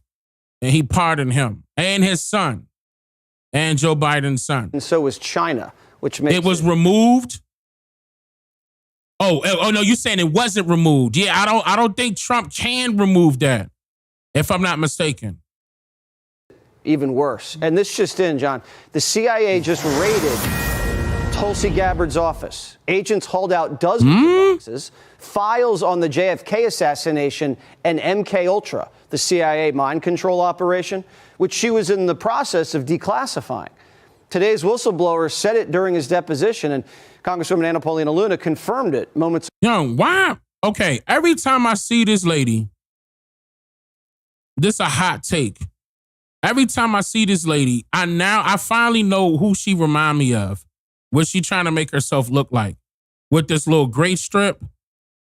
I mean, I was about to say Rogue from X-Men, right? But who had the streak? It wasn't Rogue, right? Wasn't it Jean? Who in the, I'm trying to remember which one of the X-Men had the streak like that? The ladies. Was it Rogue or was it Jean? It was Storm? Nah. It wasn't Storm. Wait, was it Storm? Look, now y'all saying Jean, Rogue, Storm, chat. Rogue, it was Rogue. Okay, now everybody is saying Rogue now. Okay. So it is Rogue. Okay. So I was right the first time. Rogue and Storm. So Storm got a streak too? Probably do. Y'all probably right. But I'm talking about, we talking about the Caucasian woman. Because, Storm is Storm, We ain't talking about Storm. Storm is all gray. Y'all got to see. Okay, never mind. That's switching topics. But it's a segment they tried to redo with my old cartoons when I was young. They called it X-Men 95. They put that out if y'all didn't see it. If y'all X-Men fans, I need to go see that. It remind you of our cartoons when we were younger. Like Getting Up Saturday morning cartoons. They put those X-Men, a series out with that. Oh, man, that thing was so nostalgic. I was like, wow. And my children wouldn't even understand. I brought them to the TV downstairs in the living room. It was called X-Men 97. Okay, I apologize. 97. I thought it was 95. My bad. Yeah. The 80s babies gonna know. You know what I'm saying? But but I brought the kid. I forgot which one of my kids. I think it was Dayton and Dane, and I think I probably pulled Paige, but I was trying to let them know that's what the cartoons was like. We wasn't interested in cell phones. We was watching cartoons. We were getting man, we were getting some downloads from the cartoons if you really think about it. Even with the Marvel stuff, and I'm talking about Disney was trying to be funny with it too, slip some stuff in. Y'all know what I'm talking about. All right. Go. The reason why this is troubling is there was an executive order that the president had directed the full declassification of JFK, but then also to the MK Ultra files. The CIA famously has said that, all documents were released and other documents had been destroyed. So these are allegedly those documents that apparently never existed. Can the CIA overrule the president?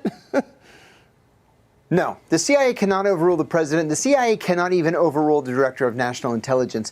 In 1975, the Church Committee, which became the Senate Select Committee on Intelligence, specifically ordered DCI William Colby to release all of the MK Ultra files. He famously went back to CIA headquarters and ordered that all of the files be destroyed. 85% of them were destroyed. He was held in contempt of Congress, and then CIA employees lined the halls and contributed cash to pay for the fine that he was ordered to pay. We only know what we know about MK Ultra because of the 15% of the files that weren't destroyed. These are among those 15% of the files mandated to be declassified. The American people have a right to know what is in these files, and the CIA can't raid offices, least of all the offices of the Director of National Intelligence. It's just, real life isn't supposed to work this way. This is crazy. So that means a government agency just raided the offices of another government agency. If that doesn't spell corrupt,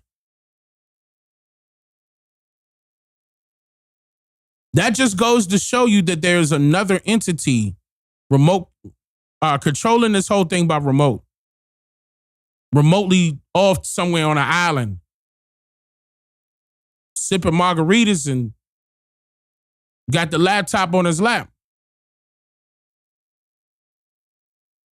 This is something out of a movie, but the CIA was experimenting with LSD on willing and unwilling participants. Cruella DeVille from 101 Dalmatians. Oh, you talking about her? She look like Cruella DeVille? I don't know. I can't remember what Cruella DeVille looked like. I can't remember. In the Cold War for intelligence operations and to exploit people, and it didn't go well a lot of the time. And they threw it all in a wastebasket, right? Like it never really worked. The Bride of Frankenstein. Anybody to know about it? I think they don't want people to know any more than what we know about, for example, dosing innocent citizens of San Francisco, California, or a small village in France and putting LSD in the yeast at the only bakery in the village just to see if everybody in the village would go nuts, which they did, of course, or coming up with a program in San Francisco to hire prostitutes to dose Johns and see if they would cough up their innermost secrets. Ridiculous. Well, you just have to hire Swalwell. He'll do pretty much anything. John, I hope we get to the bottom of this soon. Thanks for joining us. All right, so subscribe. All right, the next one I'm going to play. This was yesterday. Yep, this was yesterday. The Border Patrol chief steps down. News alert now. Border Patrol Chief Mike Banks tells Fox News he is resigning effective immediately. Congressional correspondent Bill Malugin has this news. Bill. Interesting. Okay. Is that number 3 or number 4? I think that was 4 people that stepped down so far. Yeah, Harris, good morning to you. I just talked to Chief Banks a few moments ago. He confirmed to me via text message that, yes, he is resigning from his position effective immediately. Now, a little color on him. He became U.S. Border Patrol Chief as soon as President Trump took office, and he has overseen the quietest border in U.S. history. Illegal crossings have plummeted to the lowest levels on record. Here's what he tells me in a statement, quote, "It's just time, man. I feel like I got the ship back on course from the least secure, disastrous, chaotic border to the most. Wait, they let shit go on Foxfire? Has ever seen. Time to pass the reins. 37 years. It's time to enjoy the family and life." Now, with the great work he's done on the southern border, it didn't come without any controversy, of course. We remember back in Minnesota in January, the shooting and killing of Alex Preddy. That was U.S. Border Patrol agents. There was controversy about Border Patrol agents going into the interior of the country, essentially acting as ICE officer. Normally, they're within 100 miles of the border. The Trump administration had been using them to go into the interior of the country and help round up illegal immigrants. I can give you a little more color. The first time I ever met Chief Banks was in Eagle Pass, Texas, Texas, I believe, in 2022 or 2023. At that time, he was serving as the border czar for the state of Texas. That is when Texas was trying to secure its own border. Chief Banks is a huge border security guy. He's worked for a long time in Border Patrol, decades in border law enforcement, and he was the guy in charge of the state of Texas, putting out all that razor wire, deploying Texas state troopers everywhere, putting barricades in the water. He has been leading the charge on securing the border after the disastrous 4 years of the Biden administration. He feels in that text message to me that he's done that job. It's time for him to pack up and sail off into the sunset. This, of course, happening, Harris, as a CBP and ICE still remain unfunded as we speak. Be sure to like and subscribe for all. Yeah, I mean, the way he put that, he just made it seem like this guy's just retiring. Because if he resigns, he doesn't get his retirement, right? I don't know. I don't know how it works federal government wise. All right, let me keep it pushing. This is the last one, and I'm gonna do the other segments. It says, oh yeah. And Levante, well, shout out to Blue Dreamer, and it was a couple of other people that sent me these joints. And Levante sent me this one. Levante, you said, oh, no. I see what you said. Hold up. It was a former U.S. Air Force intelligence specialist. She's being charged as a spy for Iran. A former U.S. Air Force intelligence specialist accused of defecting to Iran was indicted Wednesday. The Justice Department says Iran information about a top-secret U.S. program and revealed identities of other intelligence officers. David Martin has more from the Pentagon. For 11 years, Monica Witt used her top-secret clearance to spy on Iran. First for the Air Force and then as a government contractor. She don't even look the same. 2010. She look like a white girl. Ho. What? Hold on. Damn.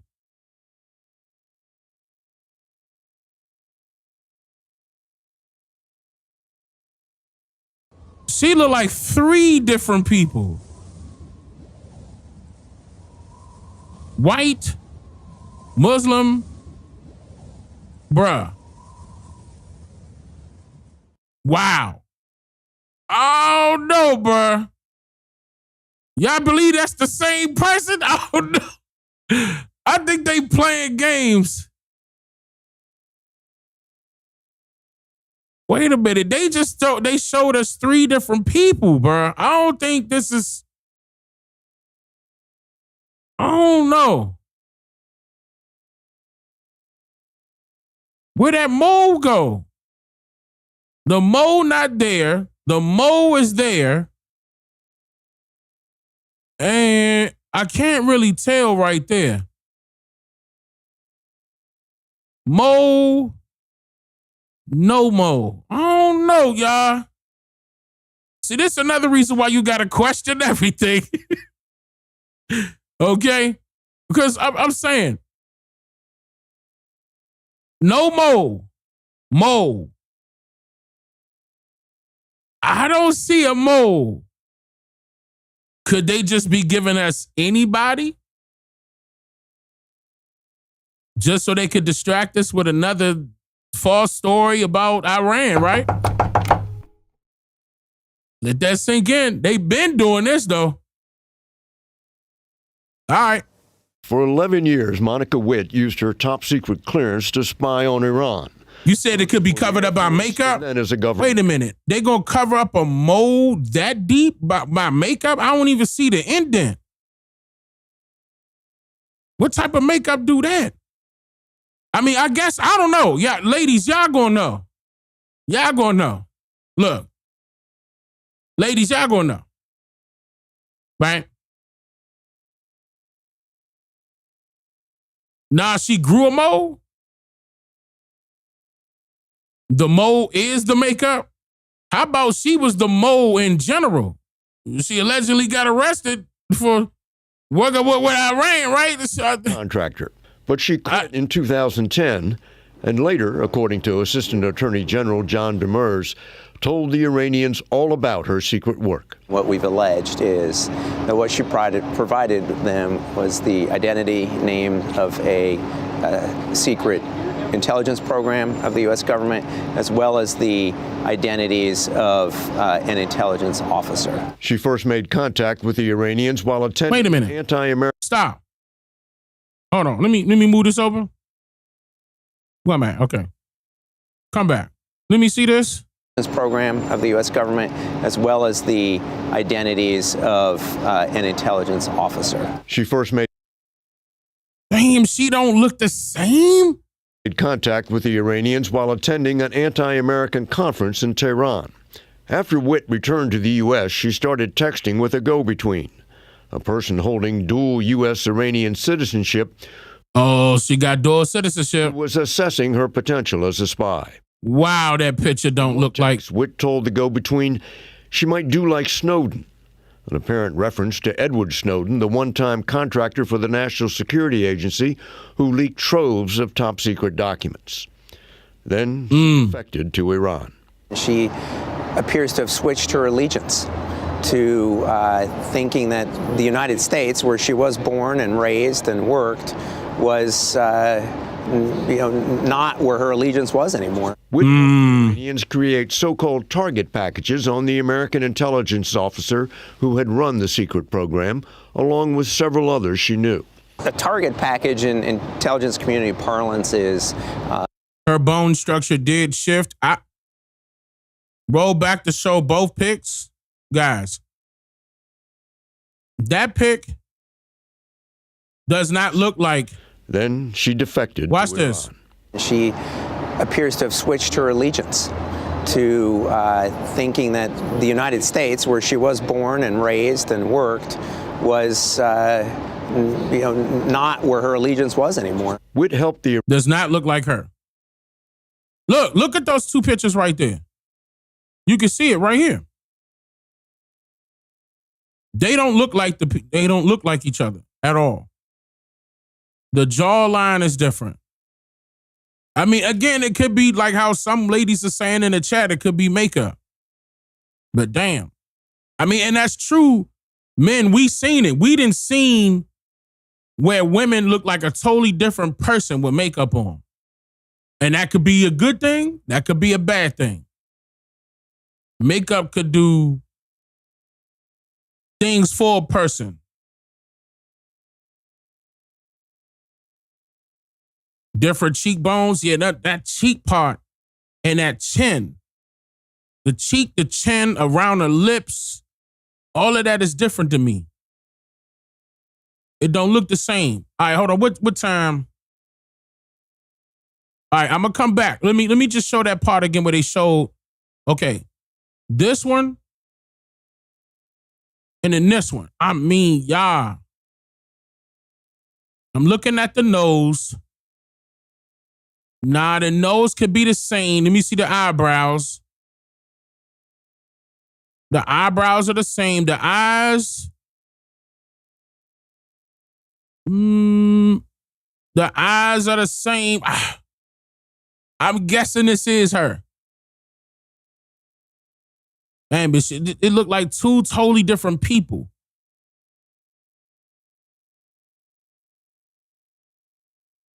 It could be the lighting. It could be the makeup. All right, we ain't going to spend too much time on it. So-called target packages on the American intelligence officer who had run the secret program, along with several others she knew. A target package in intelligence community parlance is basically a plan to neutralize one of our intelligence agents. Iran attempted to hack into the officers' computers and plant malware that would allow them to record every keystroke on their keyboard. And David Martin joins us now. So, David, what would need to happen for Witt to be held accountable for her alleged crimes? Well, as long as she stays in Iran, which is where she is believed to be now, she is basically beyond the reach of U.S. law because there is no extradition treaty, even if there were good relations with Iran, which, of course, there are not. So she would have to, for some reason, come back to the United States or come back to a country where she could be arrested and that had an extradition treaty. It seems unlikely that she would expose herself to arrest. Do authorities believe Witt could still be a threat to American intelligence? Well, remember, she defected 6 years ago. She defected in 2013. And it's only now that the U.S., the FBI, has been able to make this case against her. So the Iranians have had... What? Since 2013? And now they're able to make the case against her.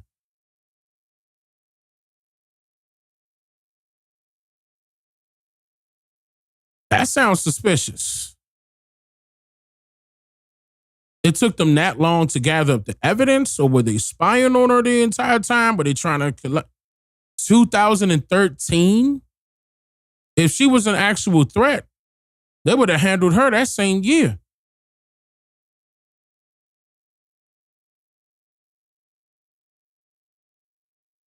$13 years is a long time. I don't know about that one. Years to get everything out of her. And I think that any continuing damage is probably fairly inconsequential. It's what she did at the time, which was to reveal the existence of what was a very highly classified Pentagon intelligence program directed at Iran, and to reveal the identity of the intelligence officer who was working on that specific program, along with other intelligence officers she had gotten to know in the course of her working for U.S. intelligence. So she was well paid. She probably had protection. You know what? Now I'm running scenarios in my mind. She probably needed some assistance in order to stay up under the radar where she won't get caught up that fast. She was working for some top people, apparently, and she had their protection. They probably said, hey, you do this for us for 10 years, you're going to be protected for 10 years. Now, she had help. She wasn't by herself. She had help. And that all became fodder that the Iranian intelligence agencies could use against the U.S. And what they did was they tried to hack into the computers of all those officers, trying to plant malware so that they could record all the keystrokes they were making. That's a good point. Keyboards, even this was Obama's time, correct? Their desk cams to possibly watch them while they work. We do not know, but it is not alleged in the indictment that they actually succeeded in hacking into those computers. And as far as we know, no harm came to any of those intelligence officers beyond the simple fact that they were exposed to the Iranians and are in effect blown. David, do we have any further information about why she may have defected? Money. You know, if you just look at the sequence of events, it just seems as though she became disaffected with what U.S. intelligence was doing. She talked about pulling a Snowden, a reference to. Yeah, is she still alive? Yeah, she's not in the United States.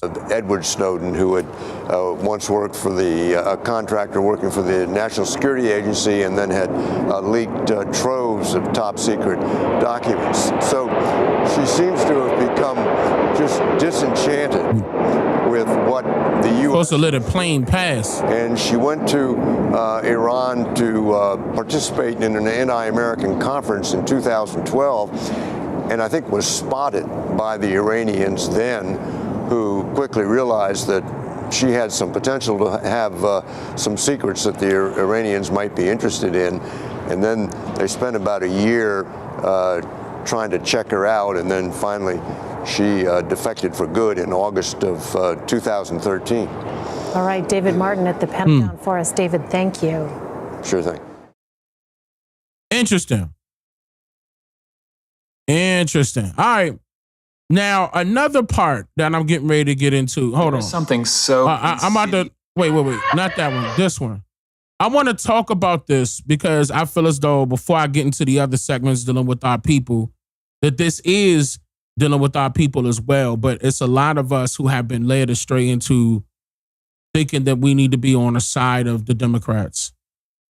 And I just want y'all to see the behaviors of the people that are getting something out of it. Because our people could attest that we're not getting nothing out of it. As far as, for example, the Congressional Black Caucus, what have they done for us? Okay, for example, what have they done for us? What has any politician that share the same skin complexion as you and I, what have they done for us? Was any laws passed in our favor? Now, a lot of our people, or older people, would assume that DEI was passed for our people, and they are so incorrect. DEI, let me explain. DEI came from affirmative action. Affirmative action was never established with the intent to benefit only our people. Instead, it went to white women and foreigners who benefited. This is the reason why they could come over here and get political positions of power while having dual citizenship or carrying dual citizenship. They're from a totally different country, and they're able to determine what goes on in this one. Let that sink in. Let it in.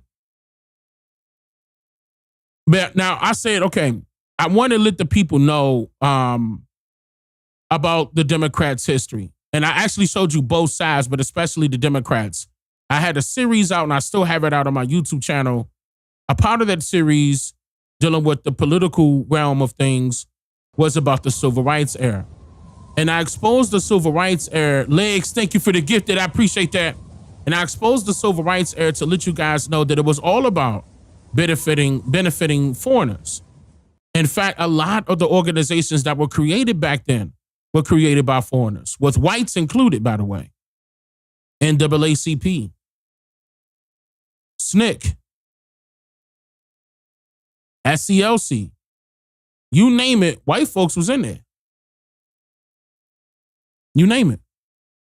But again, after we started getting into, we need first-class citizenship for Black Americans. We need equal opportunity for Black Americans. That was around that time. Y'all remember the signs they was holding up? I was showing you all of this. That was around that time. And people, I don't know, what threw you guys off into believing that we have that now and we need to be fighting to keep DEI around because it benefits us. Benefits us how? Because again, the only people that is going to benefit are those who are already in Congress and being paid to sit there and do nothing. And that's what's been going on. They are being, their districts are being remapped. And the ones that's been there for 40, 50 years, who are Democrats, are being kicked out because the Republicans are about to take their place. And they're mad at that now. That's what's going on. So this is what you're about to see. So they feel as though this was unconstitutional because you're going to hear them state that they're taking away the positions from Black Americans. And no, they're not. They're just getting rid of the Democrats.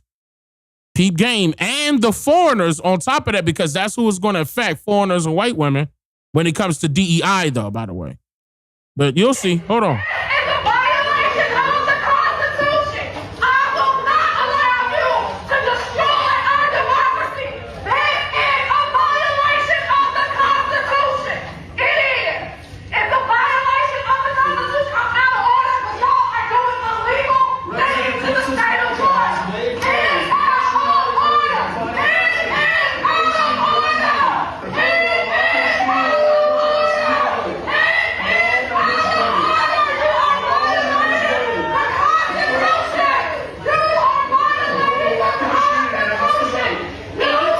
And she's saying that this is a violation of the Constitution. Democrat states have tried redrawing their congressional maps to try to favor one party or the other. It started last year in Texas, then California, Virginia, Ohio, North Carolina, Missouri, Utah, Florida, and now a handful of states in the Deep South. Montgomery, Alabama. This is the birthplace of the modern civil rights movement. We're on the grounds of the Alabama State Capitol. It's the kind of city where there's a statue of Jefferson Davis, the former president of the Confederacy, next to a newer statue of Rosa Parks, who in this city refused to give up her seat on the bus.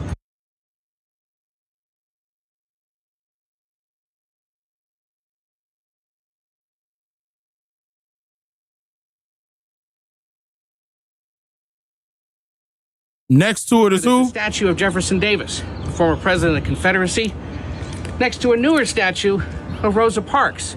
Stop.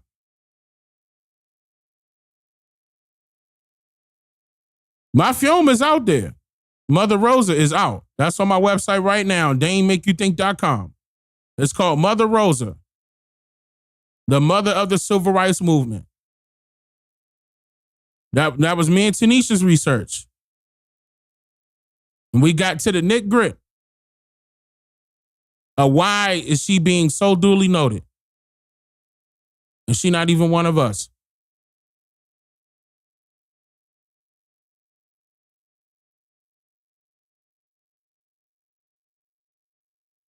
You got the original. I didn't change. It's still the same version. I didn't change it. It was always on DaneMakeYouThink.com. I didn't change. No, that thing is still the same. Mother Rosa. You probably got it when it first came out, but even if you did, I didn't change anything. It's still the same thing. Mother Rosa is on the website right now. You need to go watch it if you didn't already. And if you don't know, that's me and Tanisha narrating in that documentary. She's narrating and I'm narrating. If you don't know. But yeah, why am I bringing this up? Why am I bringing this up? Because you know, like they said, where it's rooted at. And it right next to.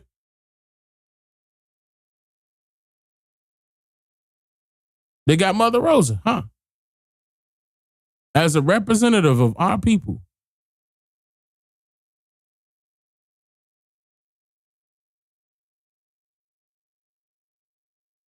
As if they actually did something.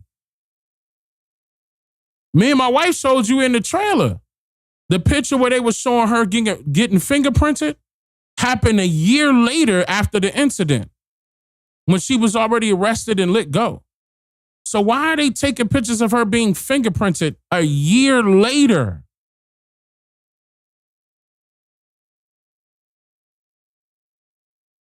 Political theater, ladies and gentlemen. I know you heard that term before. It was fraudulent. Unfortunately. But all of that is in the doc. We put it in the doc on the website. In this city refused to give up her seat on the bus. This is Dexter Avenue in Montgomery. This is where Martin Luther King Jr. would lead marches to this state capitol from Selma to push for equal rights. And go watch my video on that as well, called The Breach of the Civil Rights Movement. That's on my YouTube channel. The Breach of the Civil Rights Movement. There is a part 1 to that one, and it's right before that one. I forgot the name of that one exactly, but it was something dealing with the civil rights movement. Watch both. And it's in a congressional district that Republicans controlling this state now want to redraw in the wake of last week's decision by the Supreme Court to, in essence, neuter the Voting Rights Act. It had to do specifically with a congressional district in Louisiana that the justices argued unnecessarily factored race, or perhaps factored race too much in drawing the district that stretches about 200 miles to account for most of that state's black population. And it was a signal to other states that they don't necessarily have to account for race as much as they have in the past when drawing districts across this part of the country. In most of these southern states, there are mostly Republican districts, and then 1 or 2. And that wasn't because of DEI or affirmative action, by the way. That was done prior to any of that happening. The Voters' Rights Act is older than that. But the older one, 1865. Okay, hold on. I'm jumping the gun. Where most of the state's black voters live. Well, all of these states now are redrawing them, arguing as to. Hold on. Let me just explain really quick. The oldest Voters' Rights Act gives you the right to vote. Okay, and it supersedes the one that they tried to come up with as far as civil is concerned. Your civil rights. There's a difference. They try to make it seem like it was tied into each other. they get rid of the representation, you get rid of your voting right. That's not true. That's not true. They're not getting rid of they're not getting rid of your right to vote. They're redistricting what they count as their district. Okay, now they're redoing the territories. Just like originally it was 13 districts, right? And I showed you the map of the 13 districts, which was the 13 colonies, 13 banks, 13 families.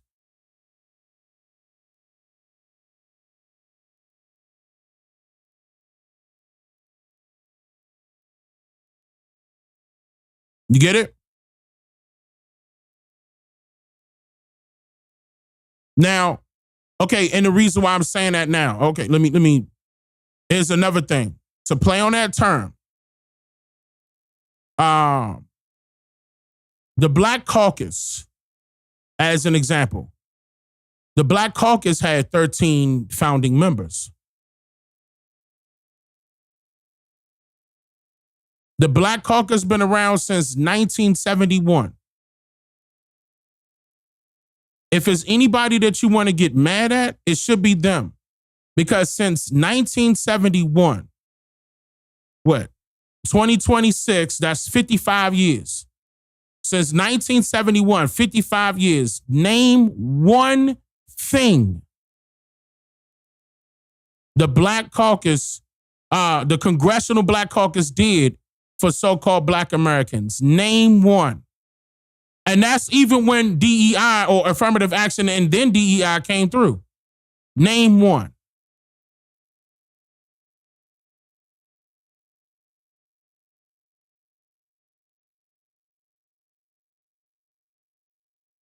They had 13 founding members. That's what I say, 13 founding members. 13 founding members in 1971. I already said it.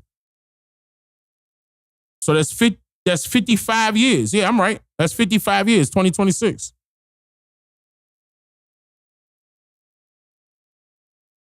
They ain't do a thing.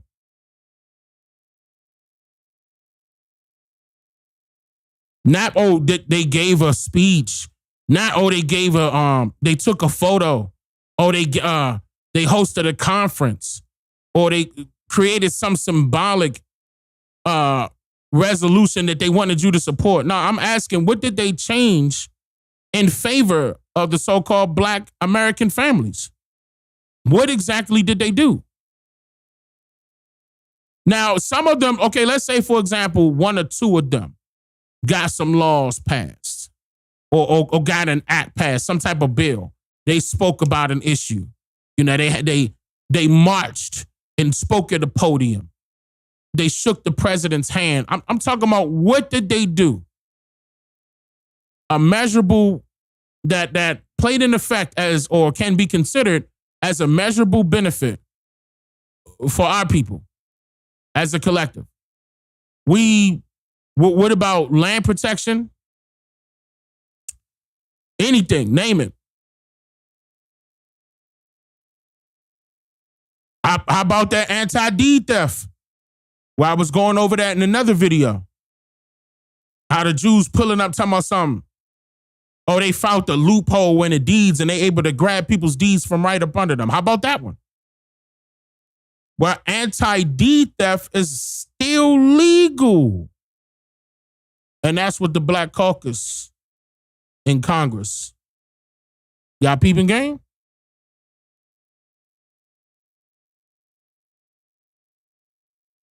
We could go down the list. It's been 55 years.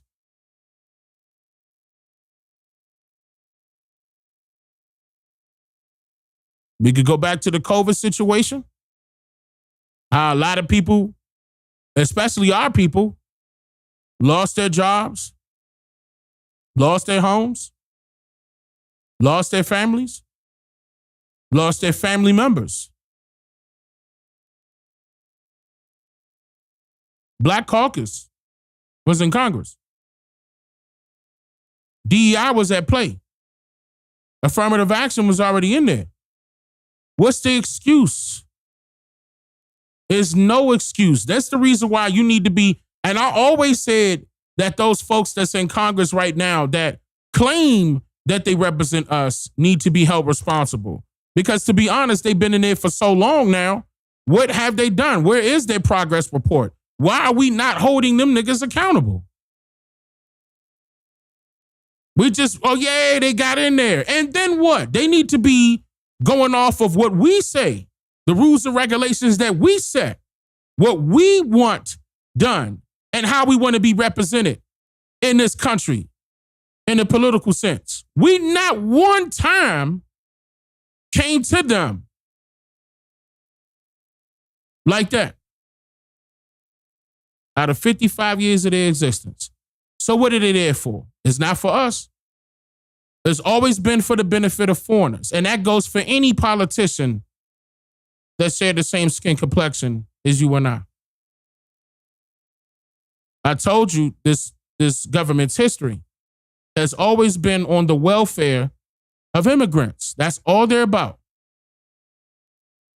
You gonna learn. Supreme Court suggested that they don't have to factor for race anymore, and that given they're controlled by Republicans and vote mostly for Republican office holders, there should be more Republican members of Congress representing them in Washington. People in this state argue Alabama's a little different. There was a case a few years ago that required it to draw 2 districts for mostly black voters, and that it's not part of this argument that was made last week regarding Louisiana. Mostly black voters, but then that means all the black voters voted Democrat. So now it's time for a change, so-called black people.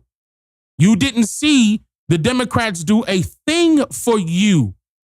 So stop getting scared and try Republican.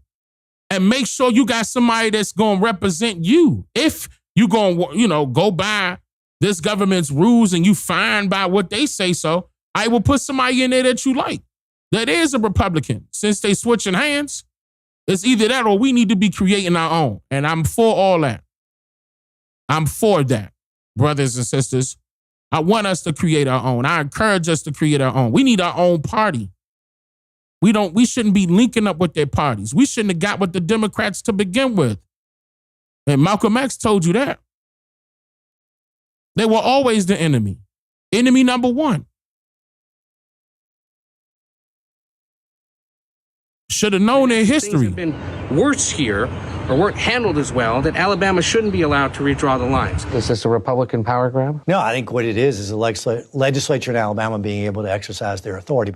And for months, Democrats had been, in essence, winning or keeping Republicans on their toes when it came to redrawing districts across the country because they'd gotten so many out of California and Virginia. They were going to likely pick up one almost by accident in Utah. Now, if these Republican-controlled states in the South succeed, the GOP believes they'll be able to maintain their edge in the elections this November and possibly hold on to the majority by the thinnest of margins, even though polling right now suggests Democrats are more likely to win Congress. So this is confusing, and it's a state-by-state thing dealing with all sorts of different laws and traditions and history, but ultimately it's all about who controls the House of Representatives after November, Democrats or Republicans. Or the need you. Who ready for that?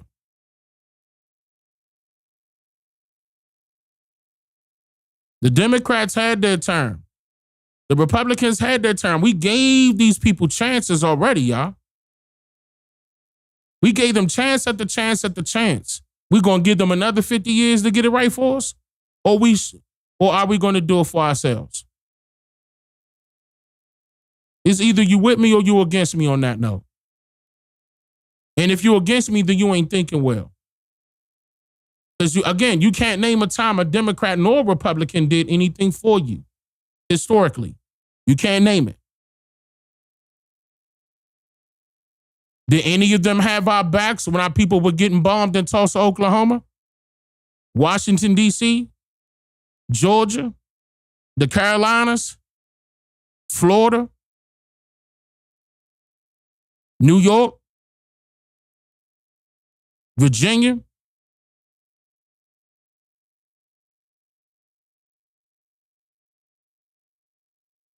They ain't have our back, did they?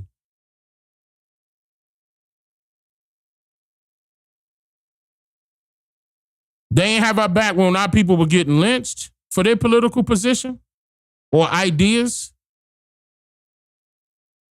They didn't have our back when our people were suffering through Jim Crow, unequal opportunities, systematically. None of these people had our back.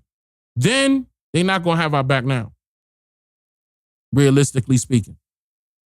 No matter what you may believe.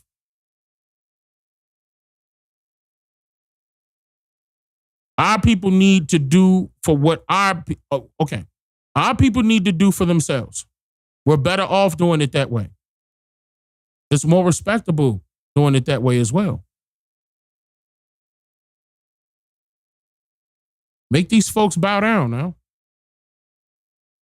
I'm ready for it. I'm anxious. I'm ready for it. Try to do things that have not been done before. Try to do things that have not been done before. Well, at least not in your lifetime, but our ancestors did it before. To go back to what I was saying, not necessarily what he was saying. Our ancestors did this before. They were living, making a living, living well when America was great, when we had full control over our way of life.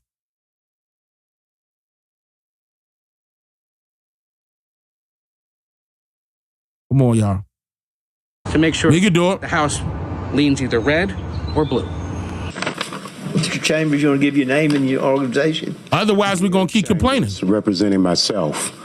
I know how the political process works, so I know that most of what we say at this microphone doesn't mean much to you all as representatives. You've got a vote to make in order to do what you feel you need to do for the governor and your politics. But your state ranks number 50 in the nation because you continue to do these things. We rank number 50 in the economy, number 50 in crime. You can shake your head, Representative. Number 46 in education, number 44 in healthcare, number 48 in infrastructure, number 49 in natural environment. But you got time to take away clerks of court seats. Your priorities are jacked up, and your state continues to lose as a result. But you're proud. You're proud Republicans, proud conservatives. You're Reconstructionist. You're Reconstructionist, and it's racist. And wait a minute, brother. If you know about the Reconstruction, then you know we didn't benefit from the very first one.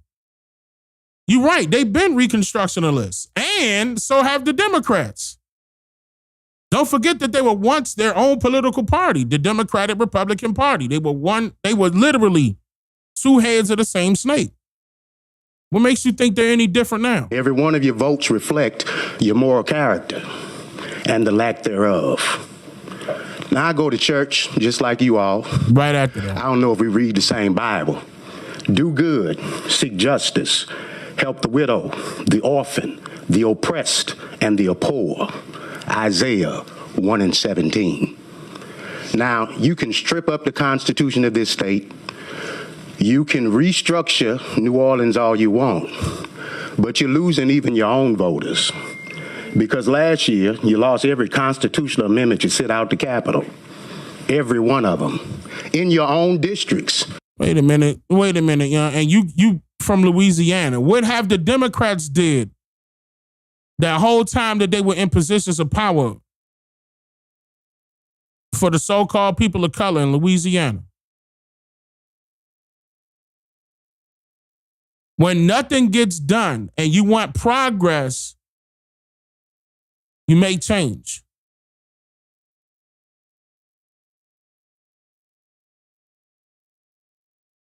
And you came back down here again, playing Jeff's game. Now he wants to be president, and some of y'all won't even be representatives following along with the governor. If you believe in local representation, like I know most of you truly do, you wouldn't be meddling in this local community. But it's a majority black community. And you don't do this anywhere else in the state, which shows it's racist. I don't need data to show me the history of Louisiana. Every legislature that has ever existed in this state has been under majority white control, and you still haven't found a way to get yourselves out of the bottom 10 ranking. Georgia beats you every year Why? Because they don't have a problem with black people prospering. The government is a job farm. You all are opening up prisons in rural parishes to create jobs for your constituents and trying to take away Calvin Duncan's job in New Orleans, where he creates jobs for black constituents. The prosperity of this state continues to decline because you lack the vision to lead us forward. Lead us forward. See, if you got to be led by a foreigner, then you're not a leader. If he listens to what he's saying, he's actually stating the solution to himself. All you got to do is listen to what you're saying. The problem is the fact that you're letting them lead you. So they're in the way. Move them out of the way.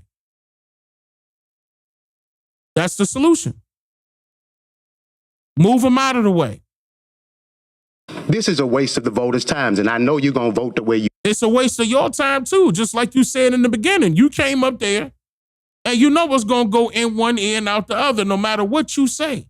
It's going to sound good when you say it for the first go-round because you got the preacher talk, and they're going to say, and yes, and you right, and then what? Nothing. Right back to square one, or business as usual. So if you really want to see change, you got to make it happen. And not at the podium.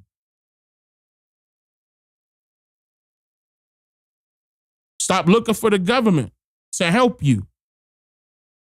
Start your own. That's what our people need. And I'm going to keep promoting this all of my years of life until they get it. We don't need these people. We don't. We could do it for ourselves. Just like how he mentioned in that scenario, that it was a black person that was trying to give black people jobs out there. Okay, so if that's the case, then that means that that's a black business owner that can handle their own. And there's going to be more than one.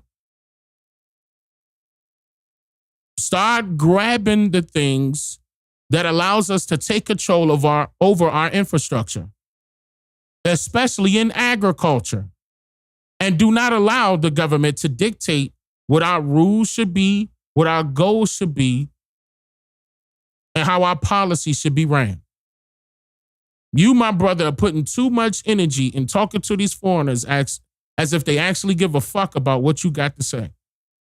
When this energy could have been invested in planning with our own people. You get with some like-minded people that will think and act like you, leave them two political parties alone that ain't for you, and put your great heads together, great minds together, and make the plan become a reality. It don't take long.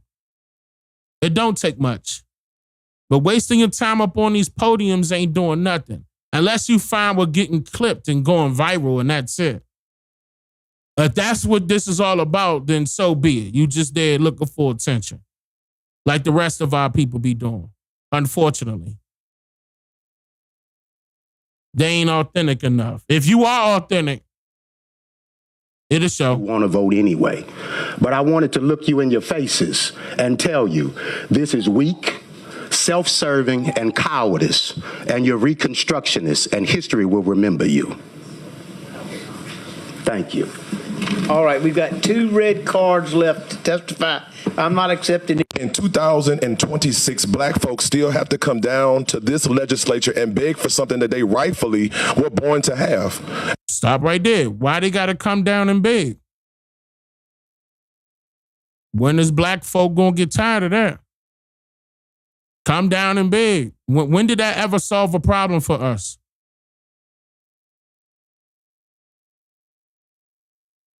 When?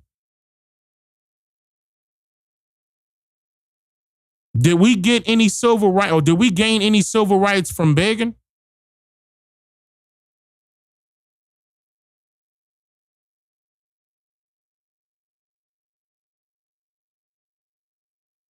And that is a right to vote and proper representation.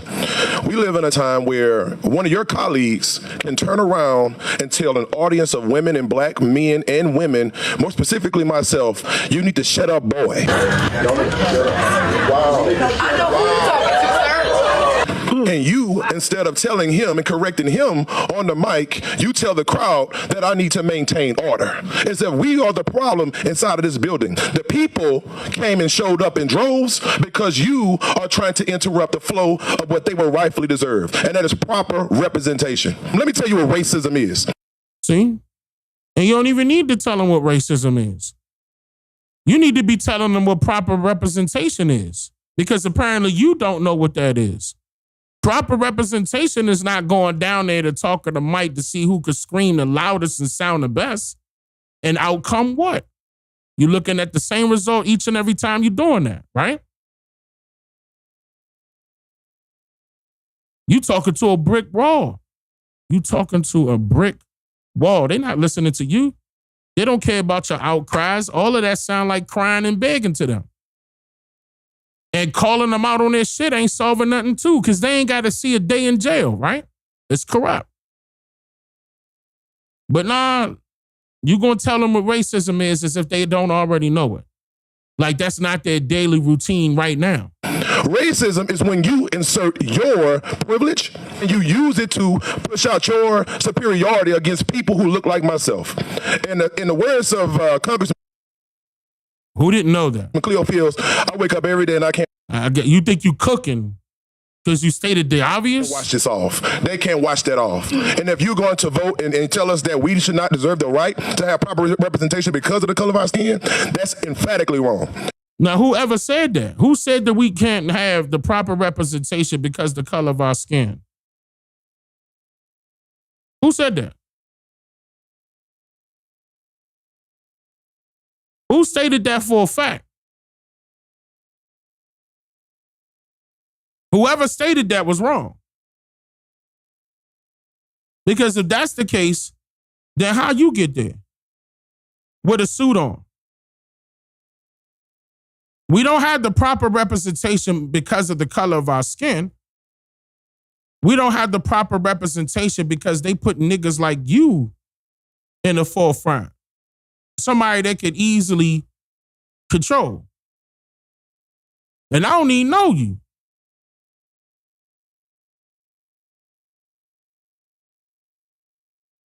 You in the way. You misrepresenting us. You've been there for so long, you comfortable in that $60,000, $70,000 to $80,000 salary, maybe more, because I'm pretty sure that you're getting more money from your donors. You ain't speaking for our people, you speaking for yourself. In fact, it was St. Augustine who said that an unjust law is no law at all. Anything that comes out of this body that is in full support behind what Jeff Crow, because this ain't Jim Crow that we're dealing with now, we're dealing with Jeff Crow policies, is wrong. Like one thing that I simply just cannot understand, Senator Miguez isn't here right now, but for God's sake, your last name is Miguez. Your people are marginalized people, and you sound as though you are in support of a bill that hurts and harms marginalized people. You got to make that make sense to me today. You ain't cooking, bro. Single Democratic leader on this board, I applaud you. Because these same people, they think because they can come and eat, that you go and eat with them, that they come and smoke cigars with you, that they crack glasses. Wait, 1 second. No, you're going to listen to me. All right, you go ahead. You're going to listen to me. Go ahead. You're going to stay on the four corners of the bill. We're not going to talk. No, you're not. Okay. You're going off. If you choose to keep on talking about it's racism, okay. You may not like what I got to say. I'm going to get up the mic. It's okay. Please I'm going to leave the mic anyway because I knew you were going to do this. You can leave now. All right, I will. Thank you. I have questions, sir. I'm sorry. No, he's done talking, Senator. He's done. That's okay. You're going to beat on my rights. That's fine. Go ahead, Senator Jenkins. You can make a statement. But what is the position there on those bills? Each and every one of those bills disenfranchises black voters and Democratic voters across the state of Louisiana. I did not know. We weren't. As soon as we became elected voters, we were disenfranchised. He doesn't know his history. As soon as we became elected voters, we were disenfranchised. I covered this in a larger detail on my channel. So he doesn't know his history. So of course he's going to mislead people that don't know their history. Was the guy wrong for cutting him off because he was loud and wrong?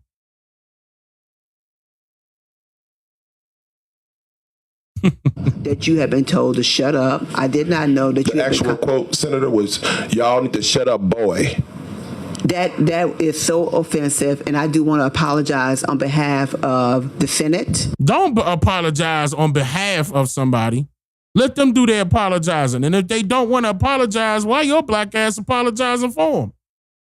Coonery all the way around, ain't it? I do want to apologize on behalf of the committee because that was so inappropriate, and I did not know that had occurred. The U.S. Supreme Court has gutted the Voting Rights Act, and we're already seeing election-changing consequences. It could even give President Donald Trump and his party a lifeline in the upcoming midterms. The Voting Rights Act was passed in 1965. It ended Jim Crow-era laws that made voting nearly impossible for black people in the South. The then-President Lyndon It made voting nearly impossible for black people in the South. But again, didn't I tell you we had the right to vote before that 1965 one? It was in the 1800s, 1860s. We already had the right to vote. The Jim Crow laws was about unfair treatment, not the fact that our vote didn't count. They were already counting us as 3/5 of a human being. So not one person was equal to the next, especially if they were foreign born. So the 1965 Voting Rights Act didn't fully give us the right to vote when we already had it. When you look that up and see that it was one and prior to that, you're going to be like, what? So they try to make it seem like this is when we were able to vote. No. How do you think we had black representatives in the Republican Party? You think that was in the 1960s? Hell no. So how were they able to get voted in? Think. And Johnson also wanted to boost African-American representation in politics. It's all of us who must overcome the crippling legacy of bigotry and injustice, and we shall overcome. And the law worked. The number of black lawmakers in Washington has soared over the last 6 decades. The current U.S. Congress is the most diverse in history. But this Supreme Court decision could derail some of that progress. The justices threw out an electoral map in Louisiana, saying it gave our people was doing the stupidest thing ever and putting all of our political resources into a party that never gave a shit about our well-being or best interest. That's what the problem is. Now all of a sudden Republicans trying to see if y'all would have thought representation counts inside of these political parties, then why we ain't have no representatives on the Republican side? All of y'all were led to believe that the Democrats are going to do the best things for us, and now has it shown that not one time ever since we collaborated with them. Too much consideration for race, and electoral boundaries should be more colorblind. That has set a new nationwide precedent. Now, more than a dozen majority black seats could be in jeopardy of being erased. It's because they're Democrats. That's it. That's it. I mean, it is a... See, look, Representative, Democrat, Louisiana. Direct blow to the Voting Rights Act. This is real. This is real. And this should be a wake-up call for America. No, it should be a wake-up call for y'all. Sitting on y'all lazy asses, not doing nothing for our people, but meanwhile, you was able to take care of your family. He was in a nice-ass suit. Could be in jeopardy of being erased. Look. It's devastating. I mean... That was a nice 3-piece suit. That suit, I'm talking about, got to be over $450. That jacket tailor-made. That jacket was probably $450. But you got our people back. Yeah, okay. It is a direct blow to the Voting Rights Act. This is real. This is real. And this should be a wake-up call for America. Fear-mongering. That's what they're doing. I love it. President Donald Trump is now urging Republican states to redraw districts in a way that could give his party a boost in the upcoming midterms, and his loyalists are moving to do just that. I think that the Supreme Court has finally taken race out of redistricting. Louisiana Governor Jeff Landry is taking the extraordinary step of suspending primaries there, so the State House can craft new boundaries that could eliminate the 2 black majority seats entirely. And now that suit don't... Nah, when it's tailor-made, it calls, Levante. When you get a suit tailored to you, you go to a warehouse that take care of you, that, fit you up. Nah, them Jones calls, bro. You talking at least $500 and up for a suit. At least. That's tailor-made, though. Not something that you could get out of Walmart. What's the name of that store?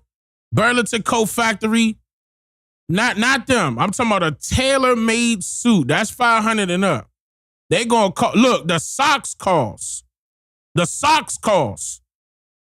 You get a tailor-made suit, that's gonna run you. No cap. After the Supreme Court decision, Florida passed a new map of its own. The seats have been aggressively gerrymandered and black voting power has been diluted. The state's boundary overhaul disperses Democratic voters into areas where Republicans are dominant, giving that center-left party less of a chance. According to data from the Pew Research Center, the vast majority of black voters are Democrats. Still, some welcome the ruling. Yeah, that's what it's called, Men's Warehouse. And they not cheap neither. Men's Warehouse is not cheap neither. Especially if you go the tailored way. Only black Republican Representative Byron Donald says racism in voting isn't the problem it once was. The gross, disgusting issues that brought about the need for real change in the 65 Voting Rights Act does not exist today. Florida's new map could leave Democrats with just 4 of the 28 congressional seats there. Tennessee is also threatening to redraw its map, dropping the 1 black majority seat in the state. Democrats fear Alabama and Mississippi could be next. All of this could help President Trump's party in the November midterm elections, despite his slumping popularity. I'm 40 today, and you're still taking things from black people. Okay, here go another Democrat. Win is a sucker. I'm going to say it again. Anybody who got to cheat to win is a sucker. And you continue to do this because you don't have a better vision. You don't have a better plan. You are your ancestors' children and grandchildren. Thieves, robbers, liars, consistently.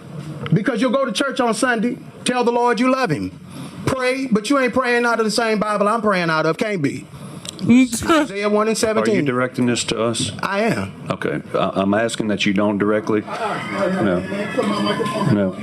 Oh, and he cut his mic. That we don't be called names. I'm asking. I didn't call you a name. What did I call you? Liars. Do you lie? All men lie. The Bible says that. Mr. Chairman. The maps. The maps. The maps. Yeah, they don't. They redistrict. If you are taking seats from black people, which we are entitled to. You gotta stop. You gotta stop saying that they taking seats from black people. No, they taking seats from the Democrats. You just so happen to be black. Stop that, bruh. Stop. That's a false narrative. The Constitution. He do sound like Roland Martin. Of this country, then you are a thief in my opinion. And I'm entitled to that opinion. I will not be and called any a thief. senator, if you're offended by it, that's on you, not me. Right. Now, if that triggered you, Senator, then you should go to bed tonight. And when you go to bed tonight, talk to your God and ask your God to change your heart. What this got to do with God? Right there. Conviction. That's what it was. It did something in your soul. It made you feel. Oh, Lord. Now he got to go the preacher route. Show up. Yes, sir. When black men with courage, conviction, and righteousness show up, it triggers. Black men with courage and conviction. What was that at the whole time you was an activist? The whole time these political figures were in office as Democrats, supposedly representing us. Where was this courage to fight back against the so-called man that's in charge? Now all of a sudden, since they taking your job, you got a problem in saying y'all gonna stand up and talk to them and have the courage. Come on, man, that's backwards. Everybody need to get behind y'all. They doing this to black people. Y'all know they not. They doing it to your ass. And you got real comfortable doing that job. And now all of a sudden the Republicans want more seats in the House and your ass got to go. Y'all been there for between 10 to 55 years. Come on now. And you feel a way about it. And y'all ain't do nothing that whole goddamn time. So yeah, It's time for a change. Try to limit us, you try to steal from us, and you think that we don't understand it. Every one of the black men we put up before you stand head and shoulders above every one of you on this committee, and you know it. It does something in you that makes you feel inferior. So then you come with these white supremacist tactics because you have the numbers, but you don't. But how is this white supremacist tactics? You knew it was coming. You was just going to wait until the last minute? You knew it was coming. But you still wanted to stay down with the Democrats that still ain't do shit for us people or for our people. Nah, man, y'all, right, keep that same energy. Yeah. Y'all had y'all chance. Y'all had your opportunity to show us something. Y'all didn't do anything. So why should I feel bad that you about to get ready to lose your job? Why? When you wasn't even really doing your job. Or, matter of fact, unless you was getting paid to shut up and do whatever master say so, then you was doing your job. But your job got a time limit. Another party came in. Have the courage. Just saying. Because if you were really visionary leaders, you'd run against these black men with fair maps. Come on. And you get your ass. You run against the black men with fair maps. See how it's about the redistricting? This ain't got nothing to do with race. It's the fact that they still want the control over the so-called black man's mind as a Democrat so they can still feed their families. That's what this is about. Look at them as an individual because they ain't do shit for us. So what do they get out of this? Money. And misrepresenting us in the process. Gatekeeping us in the process. It's time to let this shit go. Out with the old, in with the new. It's whooped. Well, it certainly gives us an opportunity to look at those congressional districts again. Gives us a chance at all of them if we get some reprieve from courts. And so we'll see how that goes, and certainly hope that the Supreme Court will overturn Amendment 14 and gives us a shot to revisit those.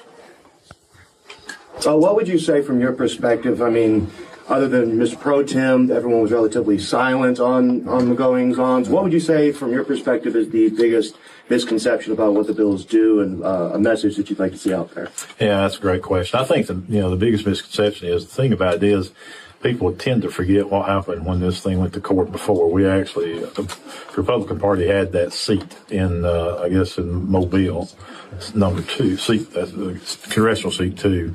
So the district 2. And so that was one of the things, there's been a push through the courts to try to overtake some of these red state seats. And that's certainly what happened in that one.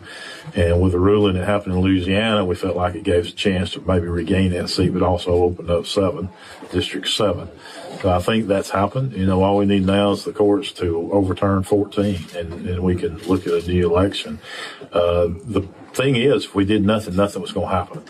And I applaud the governor for calling us back in and give us a chance to revisit that and look at it. And what happened here in Montgomery in that Senate seat probably should never happen to begin with. And so, of course, I'm at the point that probably none of it should happen to begin with. We got 3 branches of government. It's our job to legislate, to draw those district lines, and for the court to interfere. Hold on, what? It's our job to what? It should happen to begin with. We got 3 branches of government. It's our job to legislate, to draw those district lines, and for the court to interfere with that. And to be honest with you, I thought it was a slap in our face, because we'd spent hundreds of thousands of dollars in reapportionment drawing those maps, and they let an 18-year-old kid from the university, or I don't know how old he was, maybe 19, send the map in, and they took it without a consideration for what we had done. And, the way that the system is set up, that's the job of the legislative body. And I think we've done it in an appropriate way, and it's disappointing that they didn't follow that rule. All right. So basically the Congressional Black Caucus is upset because they're losing seats. The Democrats are losing their hold on so-called Black Americans. And I'm thankful that this is happening. Because all they've been doing is working for foreigners anyway. Who gonna tell them?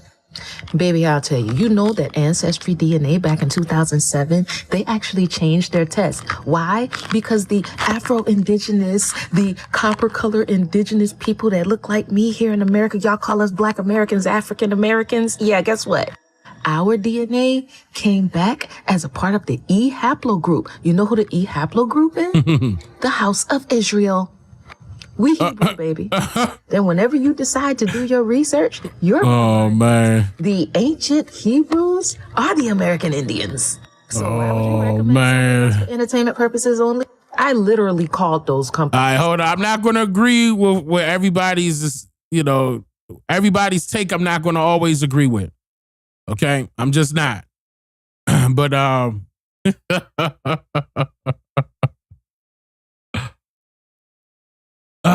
man. I mean, it's going to be some people out there who have their own religious organizations that they gravitate to. They want to insert that into, the teachings of the American Indians. And, oh, boy. Yeah. Yeah. Nah, she's okay. Yeah. All right, let's keep going. 23andMe, because I myself wanted to start my own test. And that's when I discovered that it's for entertainment purposes only. So no, I don't agree with you. I do not recommend any DNA test. I do, however, recommend do your genealogy. So. Yeah. Okay. All right. So really quick. Yes, I highly recommend that you do your own genealogy, and that does not mean that you take a DNA test. Doing your genealogy consists of doing a paper trail, like you actually conducting research on your family members to see exactly what happened with them between now and on back. Okay, see exactly what happened with them. It could be your mother's father, mothers of fathers. Okay, because each generation is multiplied by 4. Got 2 grandmothers, 2 grandfathers. So you need to find out what happened on both sides of the family authentically and know some swab of the mouth of some, untransparent move or whatever way that they're taking the saliva to test it to see your entire historical genetic makeup of years of your bloodline. They can't do that. That's impossible. So the best way to do it is to grab the paperwork to see what was documented. Okay? And you don't just have to stick with mothers or fathers. You could do the nieces, nephews. You could do the aunts, the uncles. You could do the cousins. You do it all and see exactly what happened. But that's genealogy. That is the proper way to do genealogy, not some DNA test. Okay? We went over this numerous times. DNA test is totally different. And that's true what she said, that it is for entertainment purposes only, because for that reason is because the reason why that is said is because they can't tell you your historical genetic makeup overall. That is impossible. They would need to have swabbed the mouths of your deceased ancestors. So they're limited. They're only capable of comparing your data with other living people. And again, we already know that this is the reason why you could tell, if you are the child of that. If you are the child's father or not, by way of paternity DNA testing. That's it. That's as far as they could go. Okay. Those genealogy DNA tests are not coming back with names, dates, and locations. They're just not. They're not coming back with names, dates, and locations. They don't know who your people are. The only way you're going to know who your people are is if you do the footwork. You do the research. Can't be lazy. You got to get it done. Ain't no ifs, ands, or buts about it. All right, come on.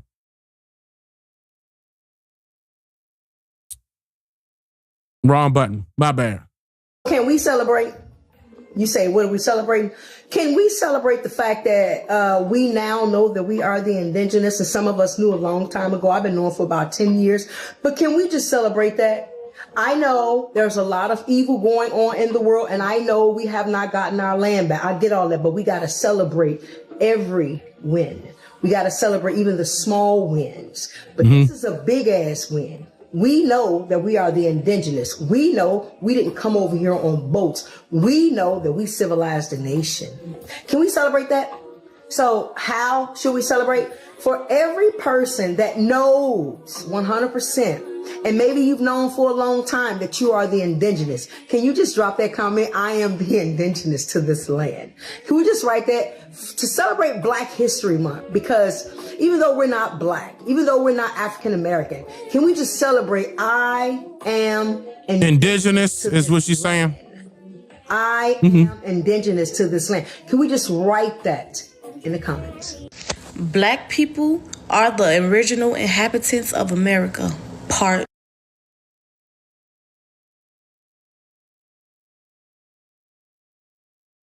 Okay. Listen, let me put a full warning out there, because I swear I don't know. I don't know what these people are going to say, y'all. Okay, again, don't start laughing. I'm serious, because I don't know what any of these people are going to say. Okay. I love my people to death, you know what I mean? But that does not mean that I agree with, just because I'm playing the video, does not mean that I agree with everything that they're stating. I'm not judging the book by its cover. Don't say that. Don't say that. Don't say that, okay? Don't say that. All I'm doing is giving y'all a fair warning. They tried to say I was Spanish earlier.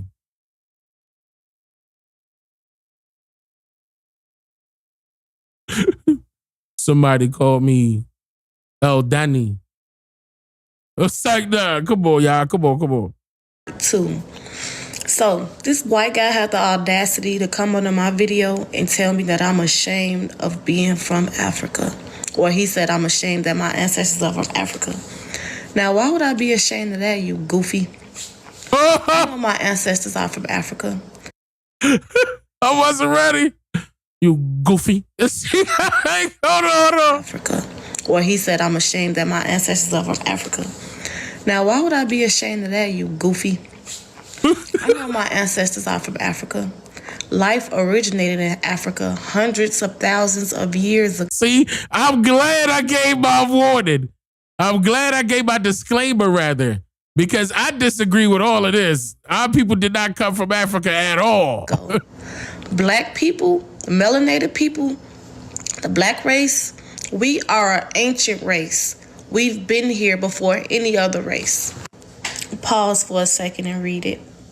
From AI, oh God, y'all gotta stop this. Stop. Brothers and sisters, whatever y'all do, when y'all look up stuff by the use of AI, stop using AI as a resource, as in its primary. Go to the primary source at least. The secondary, at least. I don't know. Just stop that. It says AI overview of researching what the AI found in like at least 4 articles. Please stop this. It gotta be stopped. We've been on this earth for hundreds of thousands of years. We originated in Africa and migrated throughout the rest of the world. Back to what I was saying, that black people were in America before Columbus ever got here, before Columbus was ever even thought of, before Columbus was ever even born. Black people were here. I don't know what gave him the urge to comment under my video, because white people only been here for thousands of years, so this has nothing to do with you. Now,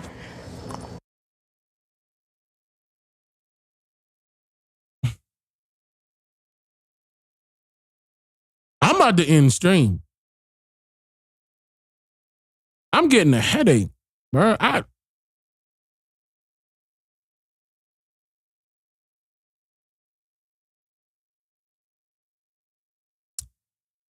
Okay, hit the like button then. Hit the like button.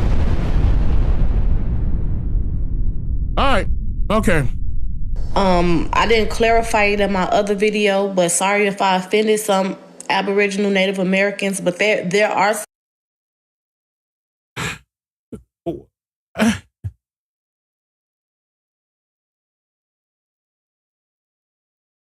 Okay.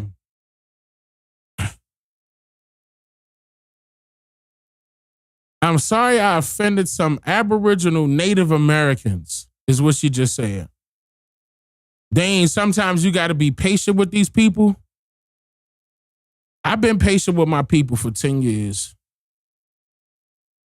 And I'm talking about my patience is like this thin now. It's just like,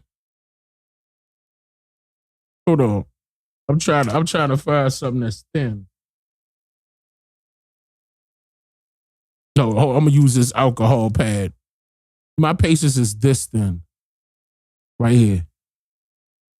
No, bruh. No, I don't want to. Look. I'm skipping up. I'm skipping up.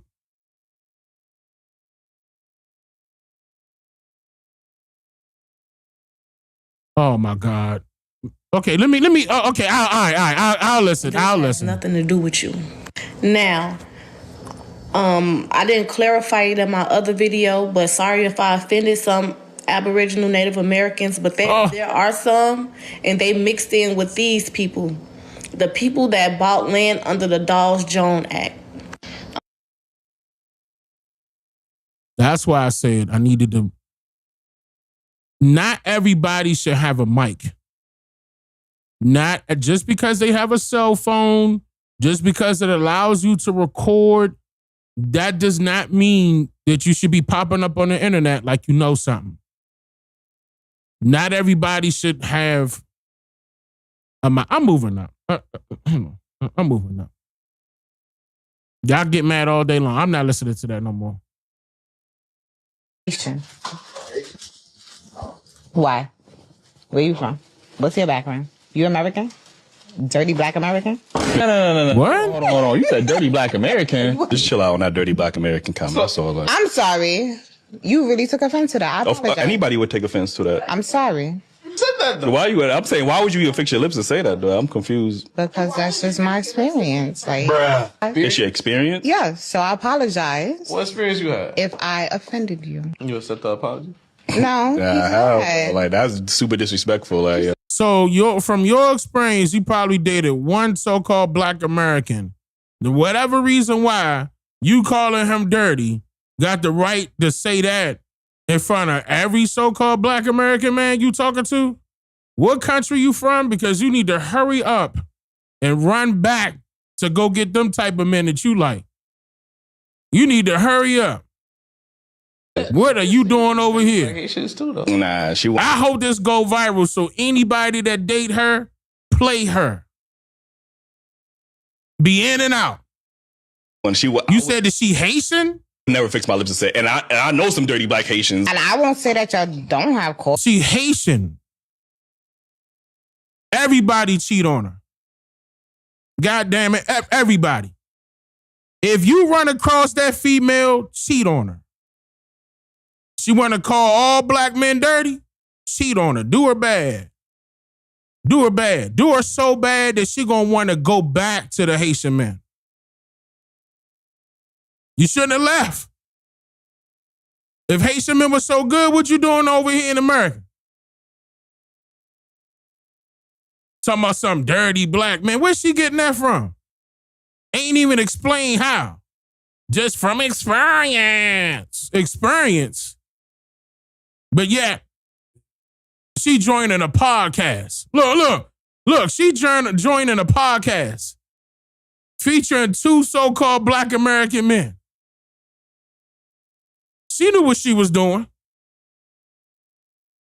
Man, y'all better start, I'm gonna tell y'all right now, if it's some racist foreigner saying anything out of pocket to y'all need to show them your phone and tell them that you got ice on speed dial. I'm just saying. Fire. Just show your phone. Take one of your phones, preferably a Samsung, Because, preferably.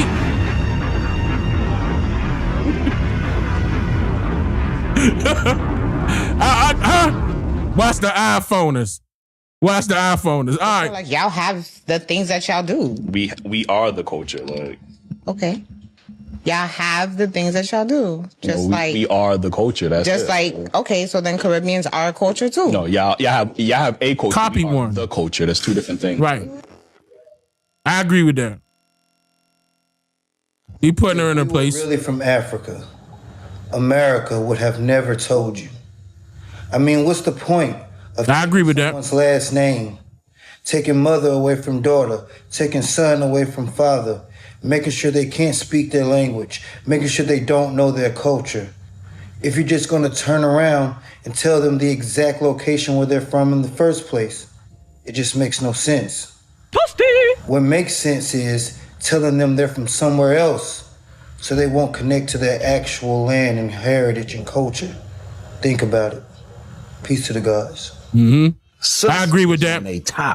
I agree with that. Hey, so you guys want to see something wild and crazy? Kind of like a big fat lie? Yeah, so you know how we've been learning that the transatlantic slave trade, I'm going to read it from Google. The transatlantic slave trade was a 16th to 19th century maritime system that forcibly transported over 12.5 million African men, women, and children to the Americas for enslaved labor. You know how we learned that, right?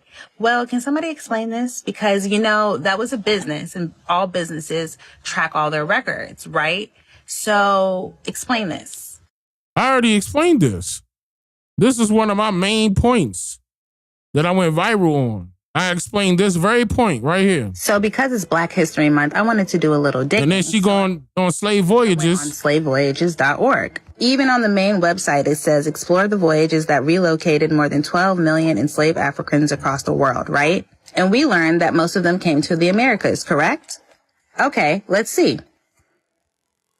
So I wanted to see voyages from Africa to the Americas specifically because 12 million, that's a lot of voyages. So I wanted to see the dates and all the information. So I went ahead and put vessel's departure, Africa. And as you can see, it adds several countries, all of the Western countries. And then I put place where vessel's voyage ended. And I selected mainland North America. And of course, I'm expecting thousands of voyages, right?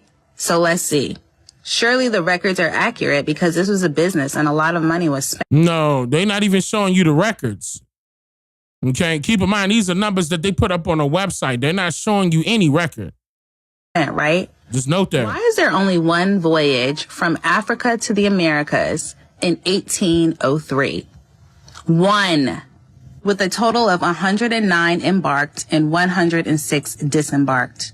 That is way less than 12 million. And I know you're thinking, well, no, they brought them to the Caribbean and to Brazil. So I did that filter as well.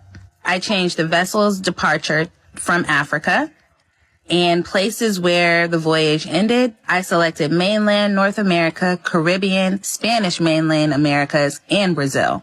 And I thought for sure I would see thousands of voyages.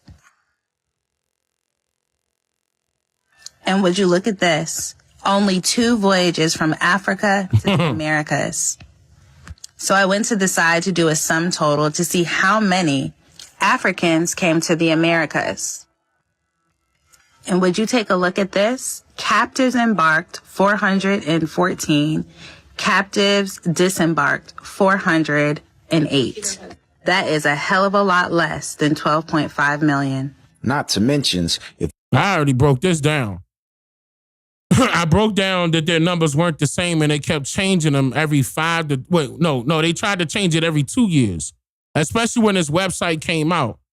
Because one time I changed it. I checked them. When was it? What year was that? I checked them the first time they created this website and they were trying to say the 12.5 million then.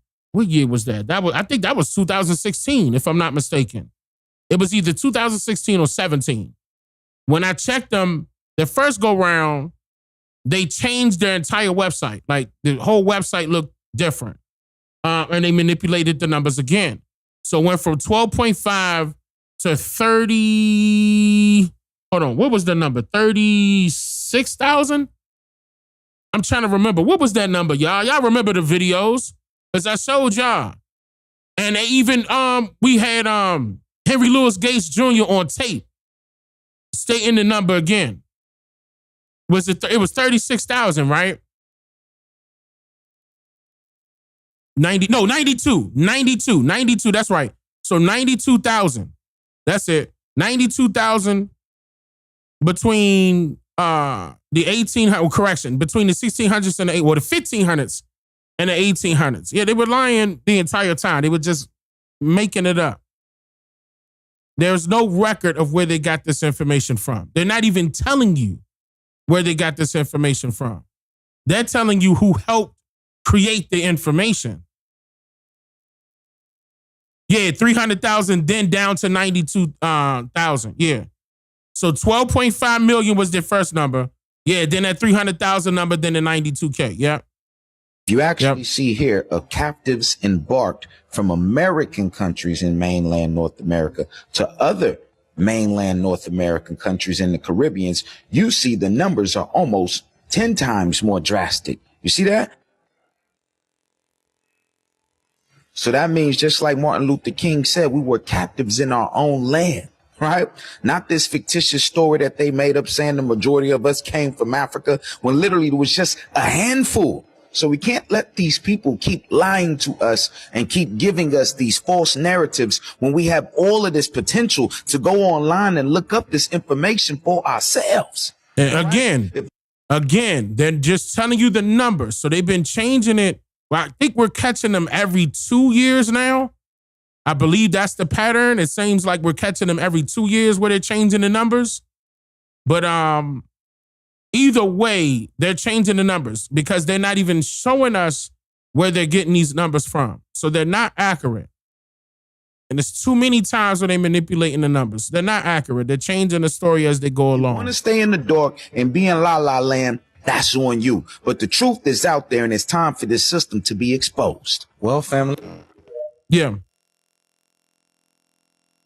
I agree with that. Americans are the Aboriginal people of this land. I had a great conversation. Y'all gonna be mad, but even Google backed me up real quick. Even though you have to bypass their narrative. But this is what we came up with. Many researchers and descendants point to the Aboriginal history of the Americas, noting that the original people encountered by early explorers were described as having dark skin and woolly hair long before the transatlantic trade. This transatlantic trade that original identity, the people were already here and their physical traits, dark skin, and specific hair textures were indigenous to this continent. Reclassification trap. By calling these people mixed or African in the system, it effectively stole their indigenous identity. It allowed for the government to rebrand them as immigrants, inhabitants, or descendants of slaves to justify taking the land. Google even had to clock its own T and say presence before the ice bridge.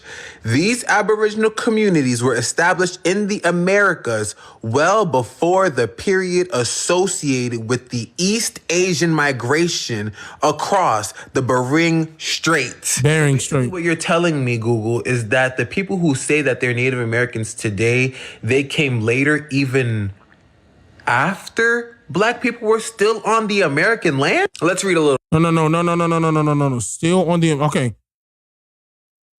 He's right, but just listen. But just listen to what you're saying. What you just said is letting you know that we were already here. We were here. We didn't come from any other place. We were already here. We were already residing here. This is mama land. This is the motherland. This is grandma. Everybody else came from a different continent. Everybody else did. Everybody else did. We were already civilized. This is who they teach about. This is who they were referring to when they got here. They saw our people. And we were many shades of the color brown. And they meant, okay, for example, in many of their older definitions from the 1800s and the 1700s, especially in the older dictionaries, They described what American was. They described what Indian was. At that time, they were referring to our people of the East and West Indies. Of the East and West Indies, not to be mistaken by the place, mistaken as the place that they call India today. It was East Gondwana and West Gondwana. East Woodland, West Woodland. Might as well say it like that. But no, it's only East Woodland. But it's what the reason why I'm saying I was just being playful. But East side of America, the West side of America, from looking up down though.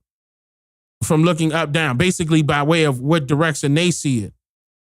That's why if you look at the map right now, they calling those islands in the Caribbean islands West is because of where they were located, considering it West.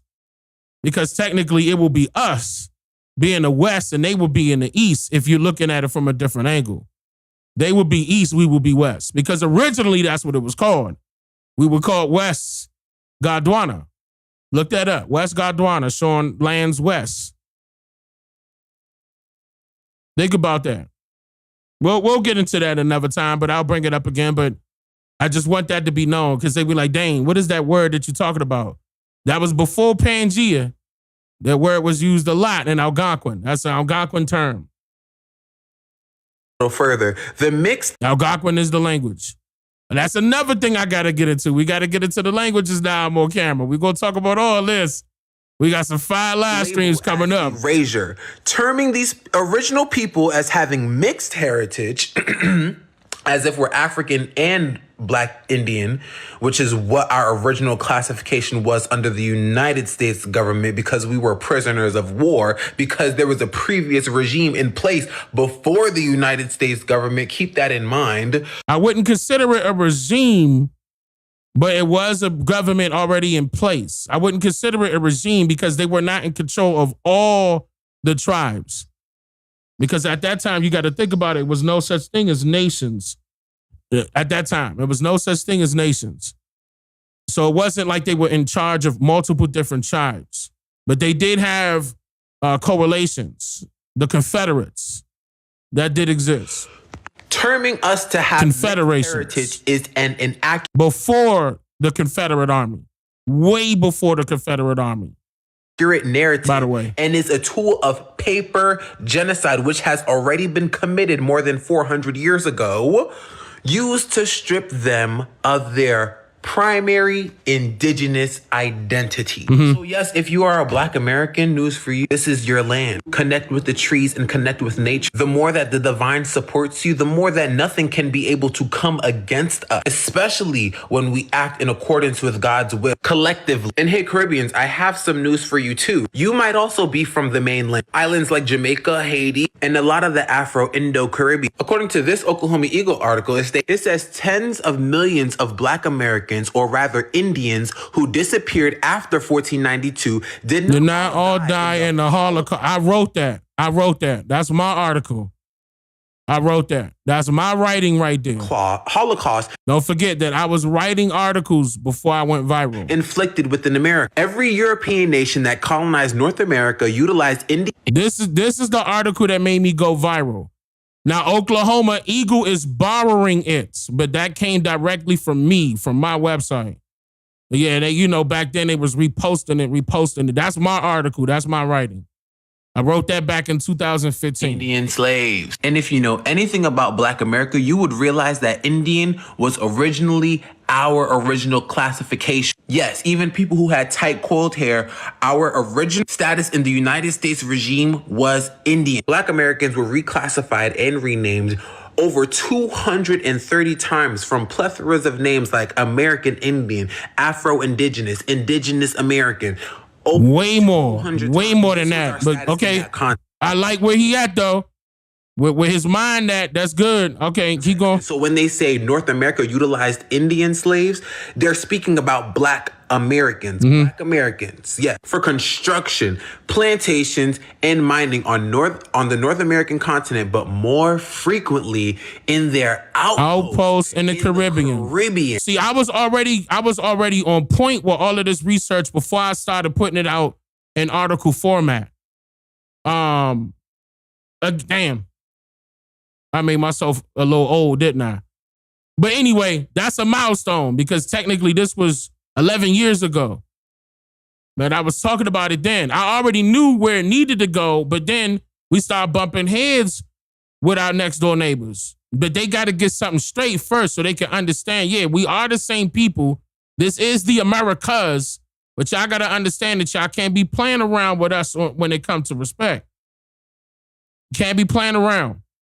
Okay, it's no, we bow down. No, you got your culture from us. The majority of it was from us, especially you living out here.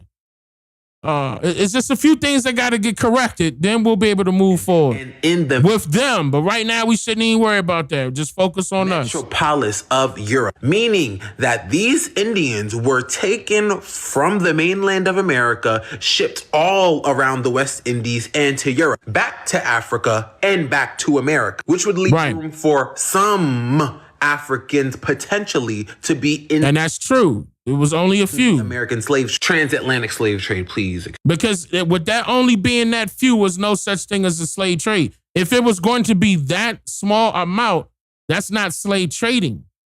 That's not what this is about. But that's how you know it was more of them as slaves than us. That exposes the whole thing. So if it was way less of us as slaves and way more of them as slaves, then who slavery really affect? And the reason why they tried to take over to begin with. Because they were at the bottom and they were trying to put themselves at the top of the totem pole. And the only way for them to do that is to manipulate the mindsets of the people who were in charge. They pitted us against each other. That's the only reason why we're in this position right now. It's not the fact that this government was killing our people. The government was mentally controlling the people. And they couldn't do it to the elders.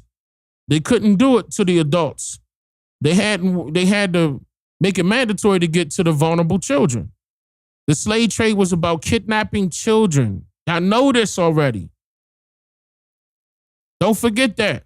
This ain't got nothing to do with adults. It was always directed at the children. They could be easily manipulated. Unfortunately, y'all. Unfortunately. That's exactly what happened. So, Dane, you never told us how they did it. I always tell you how they did it. It's even in their own writing.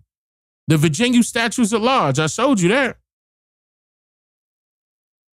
It's in their own writing. But the majority of the people, especially those that had worked on the mainland, are indigenous Americans, Black indigenous Americans, Aboriginal people of the United States of America. So if you are seeing this and you are feeling it in your soul that, yes, this is my identity, this is your sign to connect with the divine, connect with God, connect with your nature, and allow yourself to sit in your identity of someone who is literally native to the land that you are more indigenous right now. So the exact reason that he did good. I post these videos talking about Black indigenous Americans, they in my comments right now coming for me. They gunning for me. And I really don't care. But I'm going to respond because the facts need to be put out there. And just to draw basically, like an example of a parallel situation. When people go to Australia and New Zealand, and they say people are Australian, right? And most of the time, what do the Australians look like? White, right? But now, I'm not going to lie. Me just looking at her, and I could be wrong, and I know some of y'all going to be like, dang, you shouldn't have jumped too fast. But to me, she looked more Caribbean. She looked a little bit more like she looked like she got like some Spanish in her. In my opinion, they say that about me too, so I could be wrong. White so, people let me see. That land. And then when people talk about the indigenous people of those lands, they're called what? Aboriginals, right? Mm-hmm. And their skin tones are what? Very dark skin, right? Their noses are what? Broader. Mm-hmm. So they got dark skin, they got broader noses, and their hair is textured. Do they get called African? No. They get called Aboriginals. When it comes to Black Americans, with the same phenotypical traits, We get called what? African. Why? Why would we get called African? Because they don't want to admit who the real Indians are. Why would they? Why would they want to disrupt the system that's working so well for the colonizer? Why would they want to do that? What do they have to gain? So of course they're going to try to shut me up. Of course they're going to try to shut people like me up. But I don't care. If I know the truth, I'm not going to fucking bow down, and just act like it's not the truth because it doesn't make sense to somebody, because the textbook says that, and because certain, documentation says that. Who provided that history? Who provided that documentation? Yeah. The same people who occupied this land, like illegally. Everything they did to take over illegally is now illegally. People to do. What do? They stole, right? People go to jail for stealing. They ED. People go to jail. That ain't legal, sister. That's illegal. People in jail. Brown skin, black people. She look the majority Brazilian. Of incarcerated people. So do you see how that would disrupt their entire system to admit that we're Indian? Because that would mean that right now, the people who came and stole and lied on RAPED, our ancestors are now locking up their descendants, claiming they're doing those things. That's why it's so deep. And the reason I draw parallels to other continents and other countries is because it's the double standard. People come to this land, right? People come to America, and anybody who comes here gets more privilege than Black Americans who have been here since, they say, slavery, right? And I'm not saying slavery didn't exist. I'm saying from slavery because we were here before that. That's the reason I put the parentheses. Think about it. And I got love for everybody. I'm not saying that other groups don't have a hard time, but not parentheses. She all factually quotes proven through statistics. Since people want to bring, she talking though. She talking. Bring it up. When Asian Americans, when Asians come here and now they're Asian Americans, they're able to start businesses more easily than Black Americans who have been here for centuries and more. Middle Eastern people. People think about just think about it like this. If you go to the hood and you see the businesses, most of the businesses that have been there for a long time, who owns those businesses? Mexicans, Indians, and Asians. She's talking about East Indians. Right. Oh, she said at the bottom, South Asians. She's saying it at the bottom. It's on the land of who? Native Americans, right? So the people who are from this land are being surpassed. And I'm only talking about in the physical sense, because eventually everything will catch up to the physical. I'm saying in terms of how they're able to navigate through life and how easy it is. We have it the hardest, even though our ancestors were here before all of them. So you would be so naive and so foolish to think that that is not intentional. Somebody who comes from another country is able to have more success quicker than somebody whose ancestors have been here for generations. And who do you think set it up that way? The people who came here from another place and did things to our ancestors that are now deemed illegal. And people want to talk about ICE, right? They want to talk about what's happening with ICE and everything, right? That people should or should not be coming here from other countries, right? And the thing is, people are so quick to be like, well, technically Mexicans are Native Americans too. I agree, right? If you are a true Moreno, I'm part Mexican, so technically, I'm a Morena. Oh, there it is. If you are a true. She part Mexican. She just said it. She part Mexican. I knew I saw some Spanish. That hair, that forehead, the hair. Should not be coming here from other countries, right? And the thing is, people are so quick to be like, well, technically Mexicans are Native Americans too. I agree, right? If you are a true Moreno, I'm part Mexican, so technically, I'm a Morena. If you are a true Mexican indigenous to the land, yes, you're a Native American, right? People have no issue saying that. They're saying, oh, they shouldn't be cast off this land because they're technically Native American, right? They're quick to say that, but when a Black person want to say, I'm Indian, all hell breaks loose.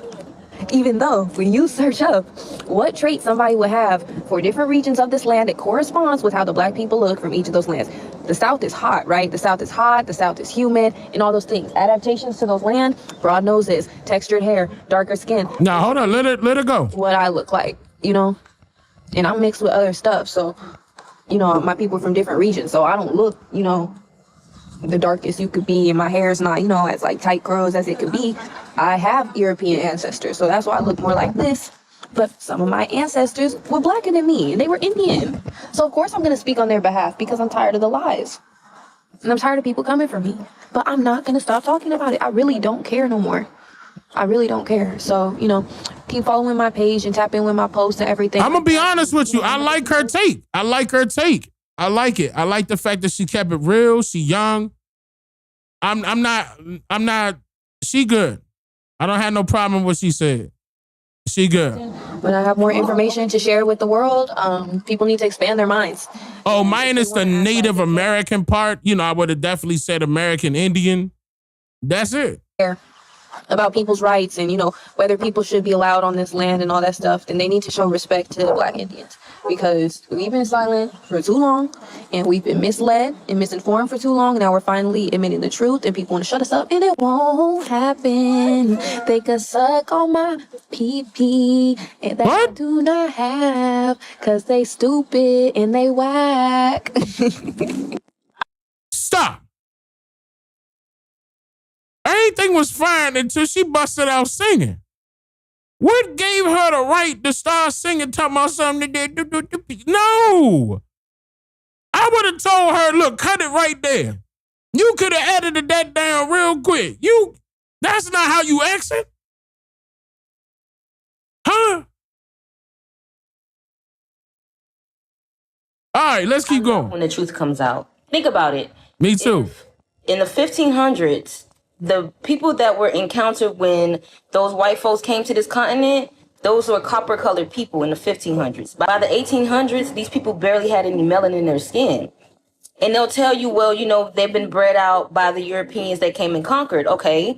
But at the same time, when slavery was going on and we were enslaved, our melanin didn't start to dissipate the more that we were enslaved. We've had mulatto, we've had the octoroon, all of these different things, but nobody has been able to completely wash out our melanin like they've been able to do to the Native Indians. That's because they're not the same people. How can you be a copper-colored people, and then you had all of the wars, and then all of those people get enslaved, and then all of a sudden the Native Americans just come out white in 500 years? It was way less than that. It never made sense. So now the truth is coming out. Now we're understanding that, no, it was actually a melanated people already on this continent. Okay. And then those white people or those Siberian or whatever you want to call it, whoever it was that actually came, once they actually got on this continent, that was not more than 10,000 years ago. Y'all even say yourself that the white man is not that old. If the white man is not that old, how can his genetics have completely changed a group of people? That's never happened. It's either you are those people or you're a different people that infiltrated. That's all. Good point. Good point. I like that.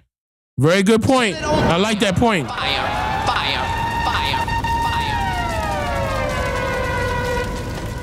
There is something so insidious happening right now to the Black community, and most white people literally have no idea it's even happening. The Black community is under attack right now at a level we haven't seen probably since the Civil Rights era. With the Supreme Court gutting the Voting Rights Act earlier today, you've got the purge of Black federal workers, attacks on nonprofit funding with the whole DEI boogeyman. You've got attacks on the social safety net. Overt racism is on the rise. Why are you lying? The Black people are under attack, y'all. Look at this nigga. Look at him. The Black people are under attack, y'all. We got to get behind them. We got to save our Black people, y'all. Just cross your hands and reach out and touch your Black neighbor and let them know that we love them. Everything is going to be okay. Okay? Everything is going to be okay. Our friendly Black people, you going to have our support. We're going to come down there and help y'all out. Eyes across the board, and they're tired, y'all. They are exhausted by this onslaught. What'd I say? And it's self-proclaimed white Christians leading the charge against them on all of these fronts. So if you are a white Christian and you are not deceived by Trump, we need to rally together around our Black brothers and sisters right now. We need to build a wall around them, and we need to say no more. No more, because this isn't right, and we cannot stand by and do nothing as they are getting absolutely pummeled like Reconstruction just ended or something. You promise you go with me now? What? Seriously? I just got finished saying that he was going to do that. And that's exactly what he did. Doesn't that sound like a Democrat meeting inside of a church? I'm sorry, not Democrat. Yeah, I was right. Democrat KKK. That's what I should have added. Democrat KKK meeting. That's at a church. We got to go down there because maybe that wasn't the right one I should have used because the KKK was allegedly against the. Okay, never mind. Let me just keep it pushing. All right. Stop talking like that. You ain't going to no big city. Mass ain't gonna let you. Yeah, I'm going with or without you. Rudy, stop talking like that. Stop. Hey, what are you niggers doing over there? Right after this. Hey, what are you doing? Run! Cuts! Fantastic. I need more American slave. Okay? Like struggle. Yeah, the struggle. Like sort of like the dialogue, like the back and forth banner. Absolutely. Yes. Yeah, now this is where Drewski was actually saying that the people in the UK taking up all the Black American spots in the movies. And all of you all know that I brought this up numerous times throughout my live streams. Like, I'm tired of seeing a nigga that's from the UK playing one of our people. And as soon as they yell cut, he back in the, all right, I'll do my best fight. Like, no way. You're not even from here. You're not even from here, and they just handing it to them. That's not fair. And the only way that's going to stop is if we do something about it. But I'm glad that Drewski made fun of it. This role was sort of a bit cheeky. I got a little bit out of my comfort zone, you know.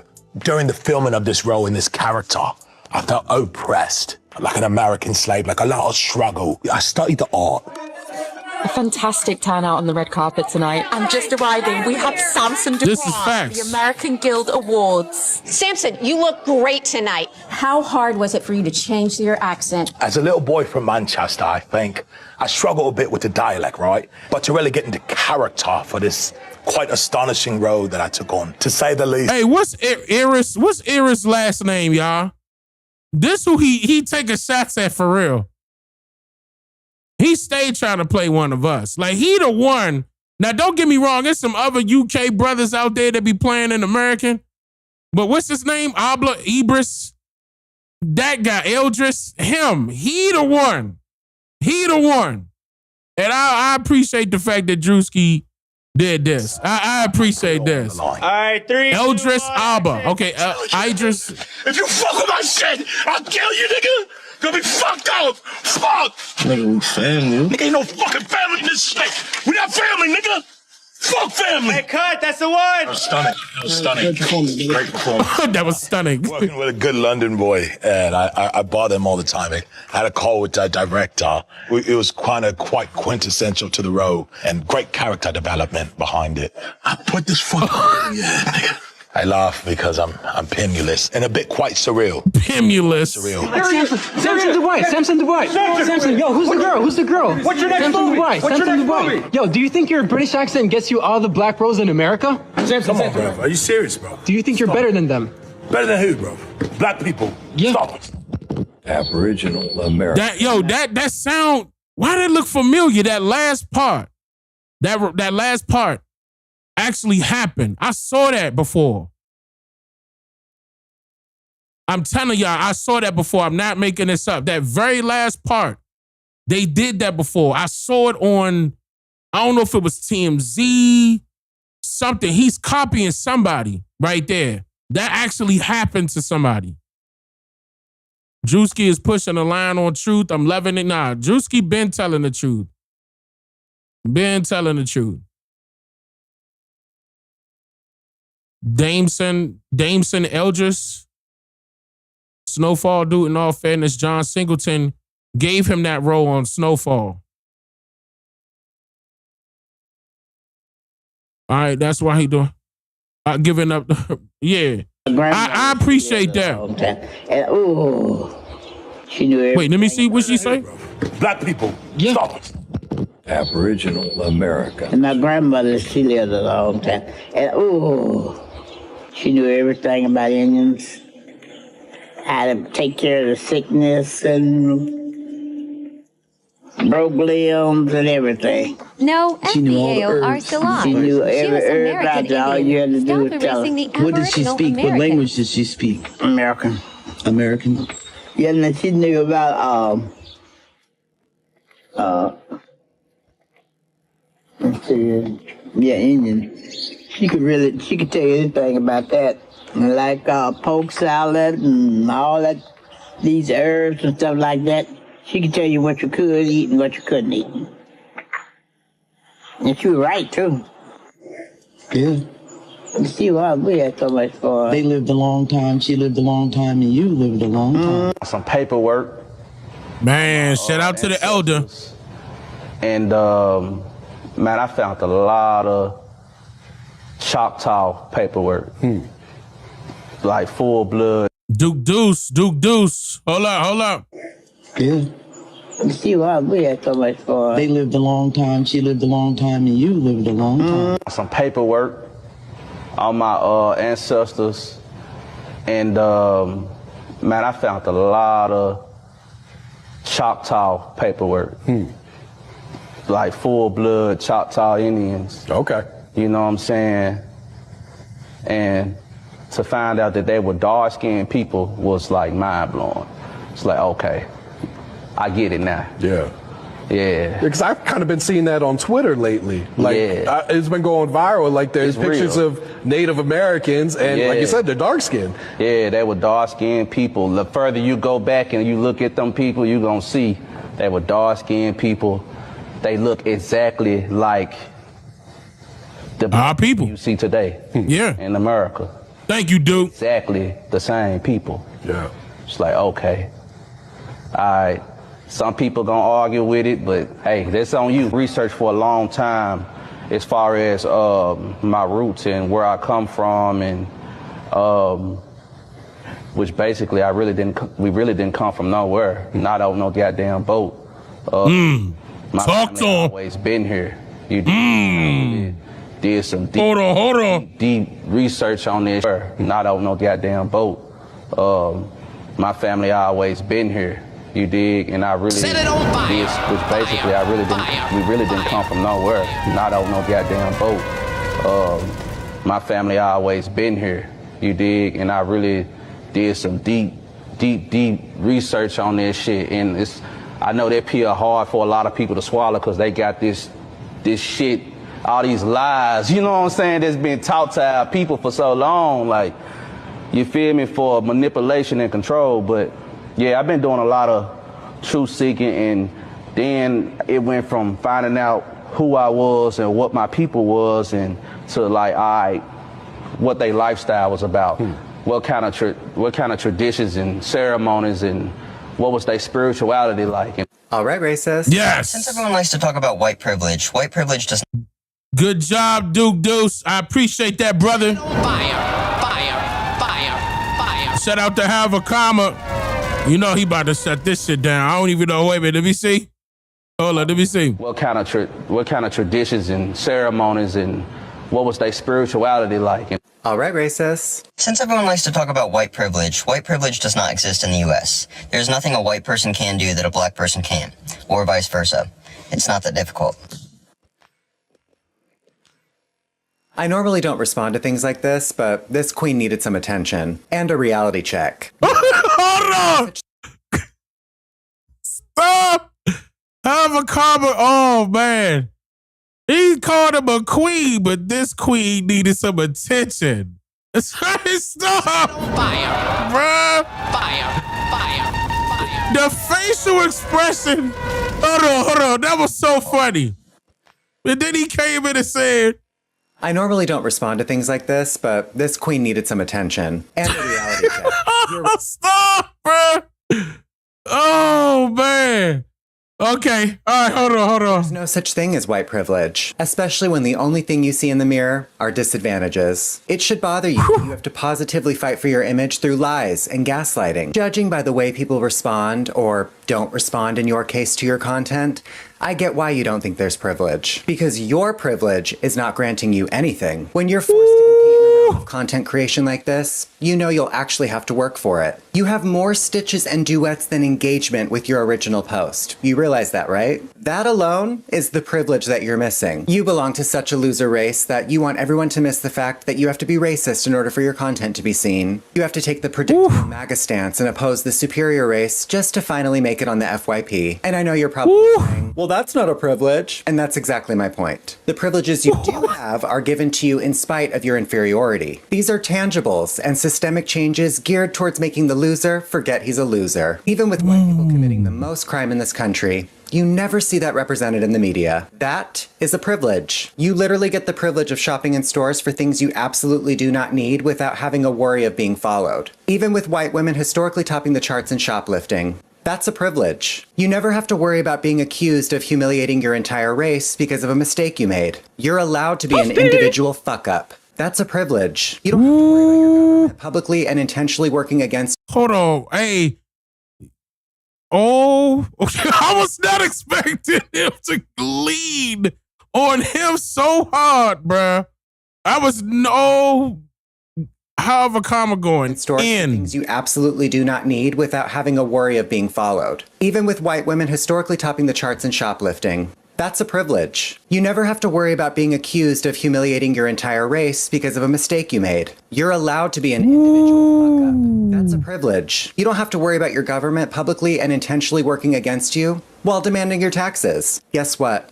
That's a privilege. You've never been subjected to stop and frisk policing. You've never been told to return back to your homeland when you're clearly not an indigenous American. You are Eurasian, a blend of other races. With Oh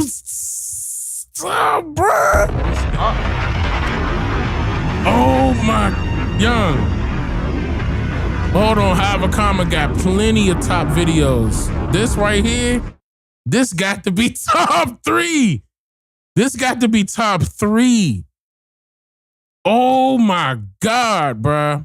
Even with white women he is topping the charts, cooking him. That's a privilege. You never have to worry about being accused of humiliating your entire race because of a mistake you made. You're allowed to be an individual fuck-up. That's a privilege. You don't have to worry about your government publicly and intentionally working against you while demanding your taxes. Guess what? It's a privilege. You have never been subjected to stop and frisk policing. You've never been told to return back to your homeland when you're clearly not an indigenous American. You are Eurasian, a blend of other races, with no real genetic markers, just like Mexicans and Native Americans. So please, cut the bullshit. You're fooling no one, and you're definitely not hiding your sexuality. You love black men, and you would turn yourself into a woman if you could, just to give birth from one. The amount of estrogen overwhelming your feminine body tells us so. So why don't you just come out of the closet, find the man of your dreams, and stop that hurt? So the 200 people that you make content for won't be subjected to watching an idiot drown. Your racism is most definitely not a deflection.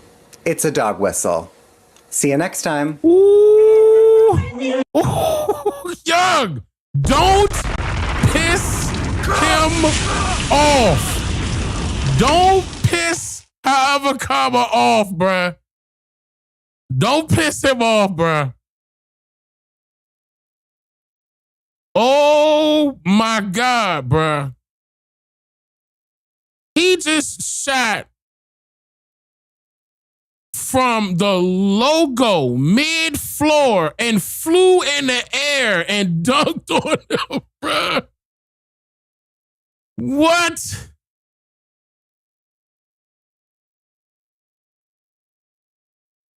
Hey, was y'all was have a comment in the chat? Have a comment. That's top 3, bruh. That's top 3. I'm not gonna lie. That's how you come back and combat these fools out here. That's how you do it.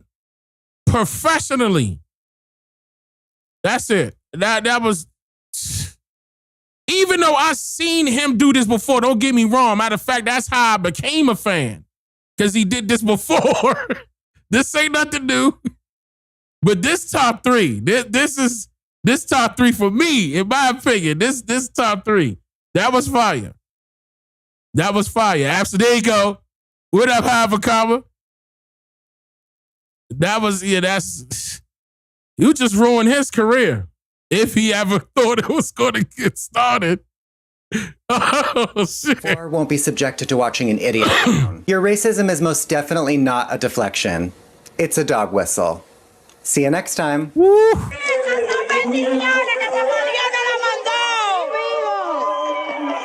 The side of Mexico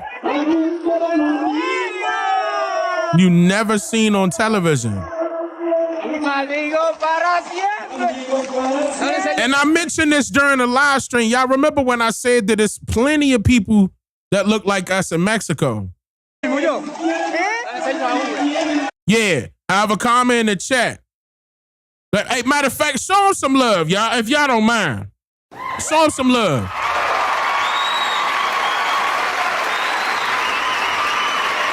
He in there.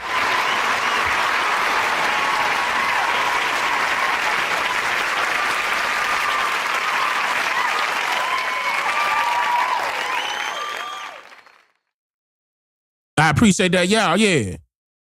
Nah, because again, he on the front line. He on the front line. He definitely know he on the front line. Because but I love the fact that he could take that heat and woo, you in trouble if you piss him off. You in trouble.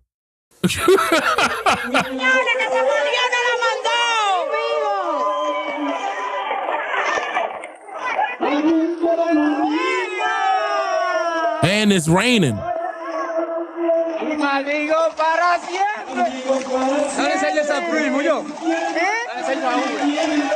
Bring my shit out into. Oh man, I thought it was gonna be more. Hold on, let me just look at that a little bit. One more time. Let me give it one more time, y'all. Idiot drown. Your racism is most definitely not a deflection. It's a dog whistle. See you next time. It ended. Damn, it's a bunch of them.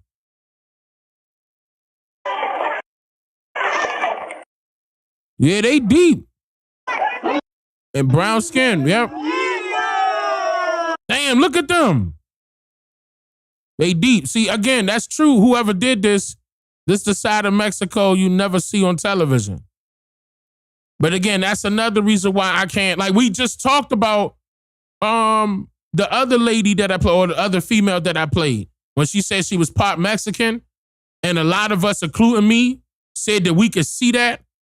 We could see it in her, you know what I mean? I was like, nah, don't count them out. Don't count them out. They're indigenous to that landmass.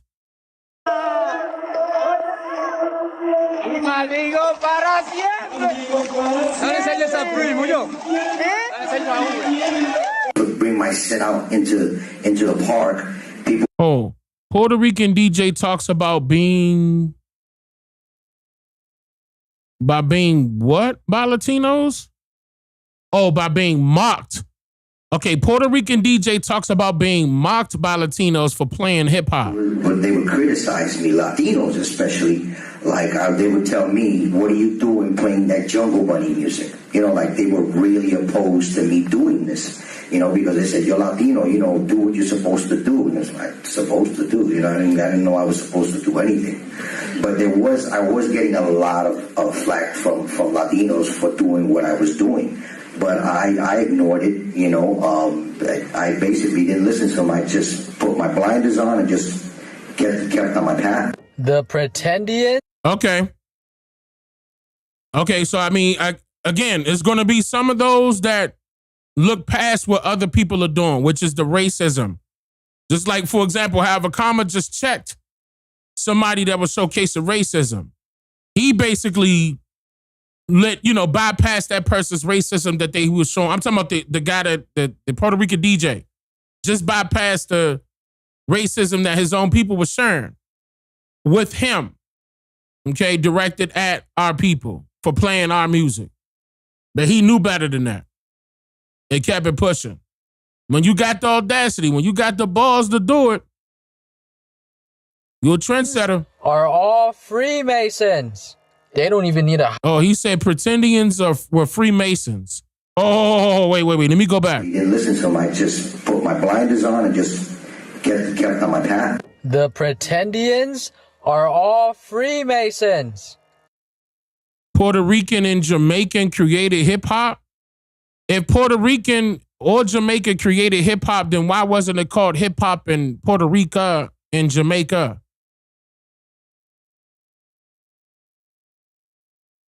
That ends the debate right there. Come on now. They don't even need to hide it. They're proud of it. On all of their social medias, you're going to find them being proud of being Native American and Freemason. This is from Twitter. Controlled both sides for hundreds of years, going back long before the Civil War, before the War for Independence, long before Napoleon. The most famous Native Americans were actually Freemasons. Oh, wow, look, there's Crazy Horse and even Obama.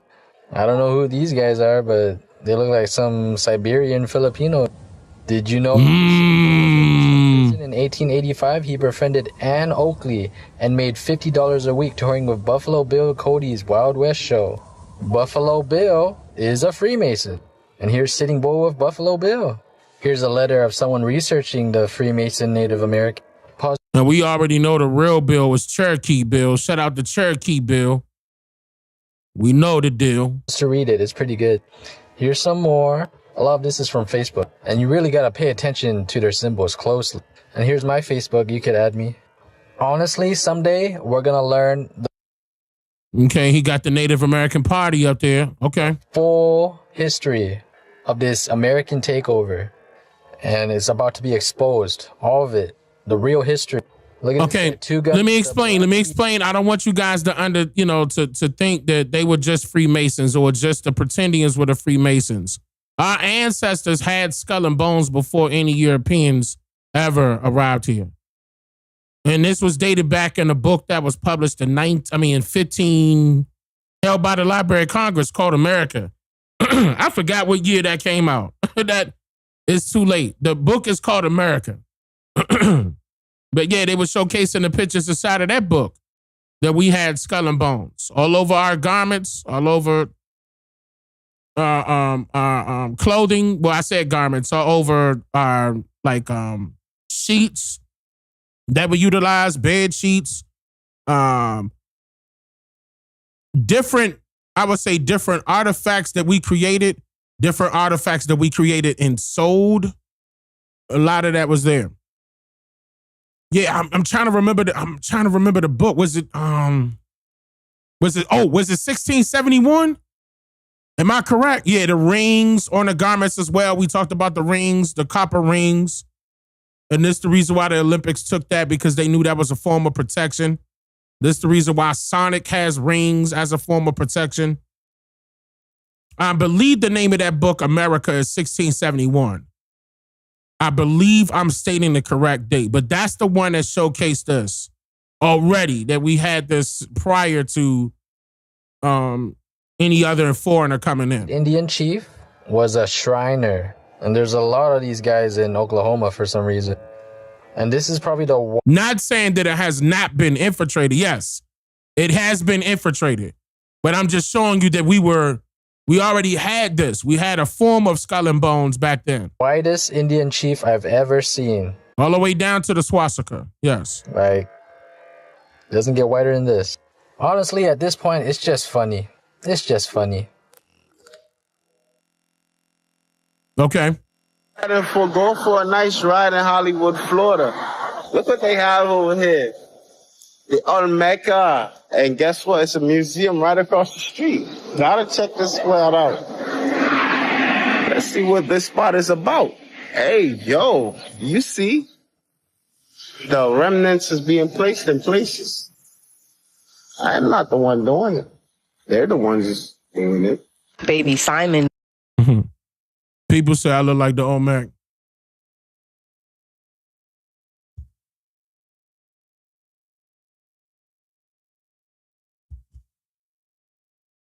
Yeah, I think I look like the Olmec. Reincarnated. It's the lips. Let me make the Olmec face. Hold on.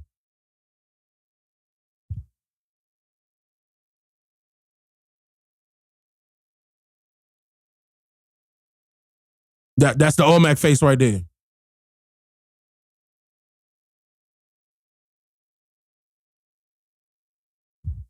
I do. Shh. Shh. Don't tell him. Don't tell him. Didn't say.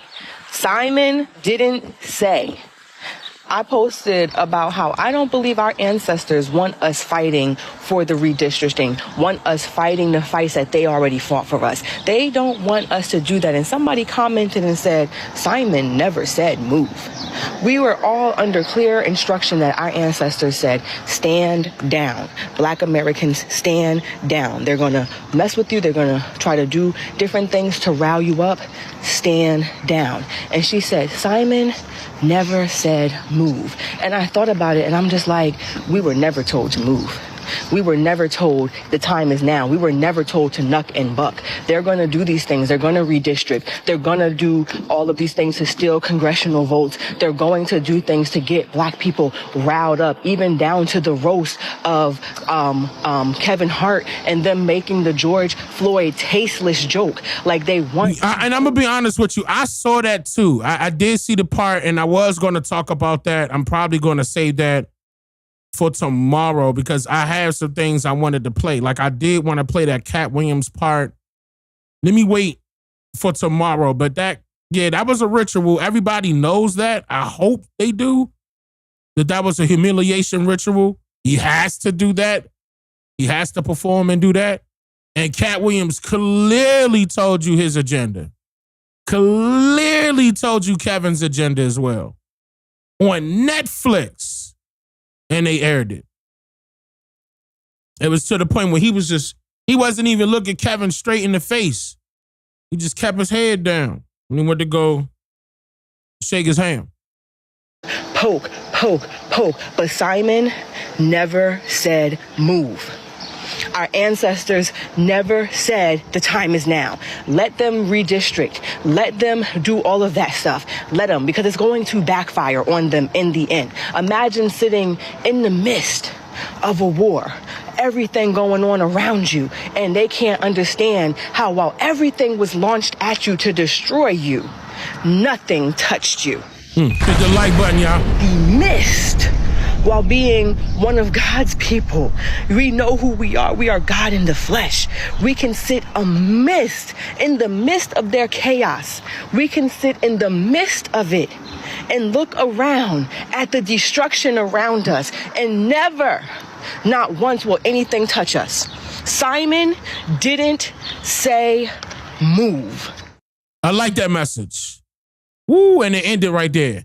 I like that message. I like that message. I do.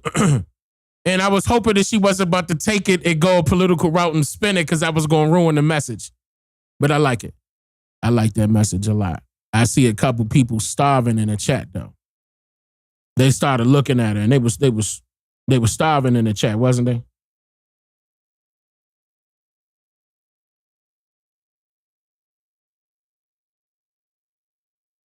Huh. Somebody said she pretty. Yeah, that brother's starving. Yes, sir.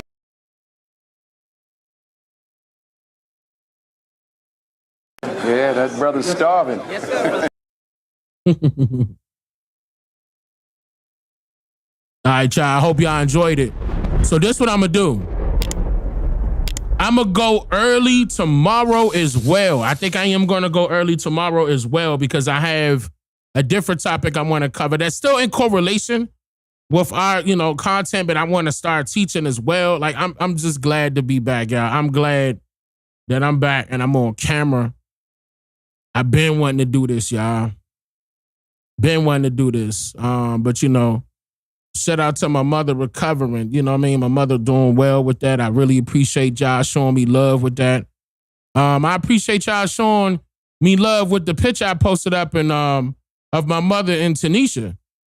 And that was I think it was like 8,000 likes. I look up, I'm like, what the hell? Like, damn.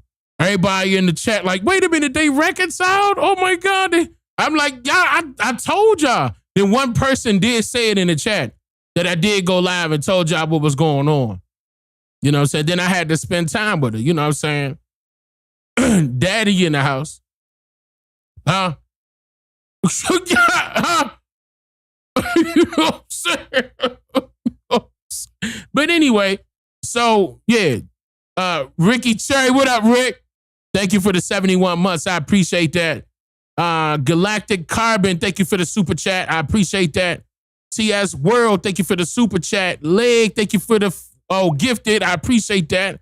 Miss Pocket, thank you for becoming a member. Leg's been a member for 15 months in a row. I appreciate that. And the Caucasian, decaucasianized. Decaucasianized is Professor's name. Shout out to you. Shout out to the Bison Returns. Thank you for the super chat. And where is the asteroid? Thank you for the 14 months, OCO. I appreciate that. And the Mango. Oh, the Mag No Liability, baby. Wait, no. The Magnola. The Magnola, baby. The Magnola, baby. She must be from Louisiana. I tore her name up right there.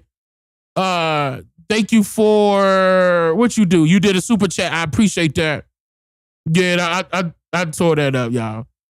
Tore that up. The Question, thank you for the 37 months in a row. Flawless Honey, thank you for the 36 months in a row.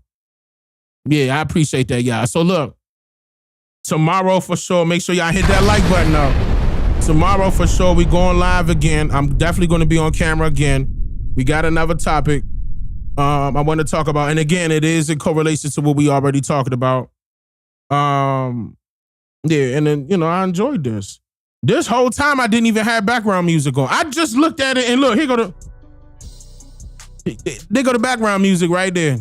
This whole time, I ain't had my music on. None of y'all said nothing. Moderators kept quiet.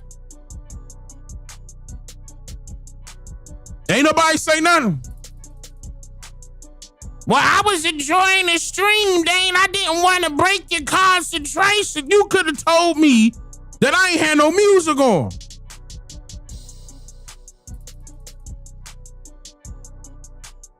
It was good.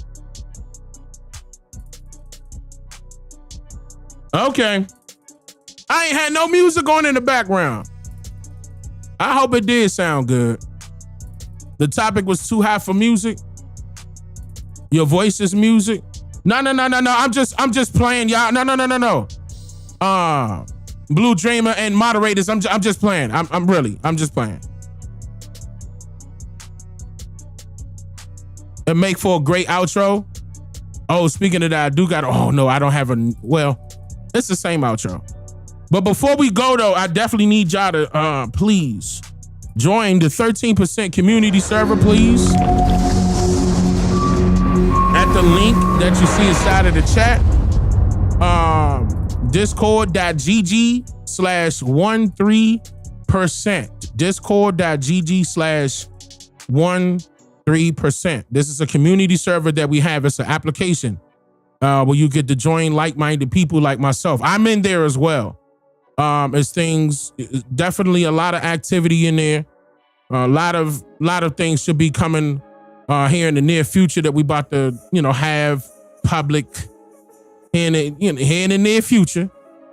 But I want to do it with us, with the 13% community server. So I appreciate y'all for coming out. Hope you enjoyed the stream. I will see you, brothers and sisters, tomorrow evening between I'm gonna start somewhere between 6 and 8 p.m.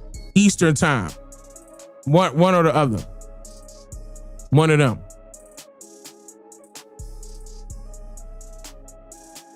Yeah. Man, I can't believe I didn't have no music playing in the back. I hope it did sound. I mean, y'all said it sound good. I hope so. Was it toasty? Toasty. That's what I'm saying. Was it toasty? But we should be good. All right. Let me see. I'm I'm going to go ahead and close it out. So I'm going to see y'all tomorrow between 6 and 8. Y'all take care. I love y'all. Wado. OCO, free thinkers. I make you think, yeah. I make you think, I make you think, yeah. I make you think, yeah. I made you think, yeah. I made you think, I make you think, yeah. I make you He's think. here to make you think. I make you think, yeah. I make you think, I make you think, yeah. I make you think, yeah. I made you think, yeah. I made you think, I make you think, It's Dane Calloway.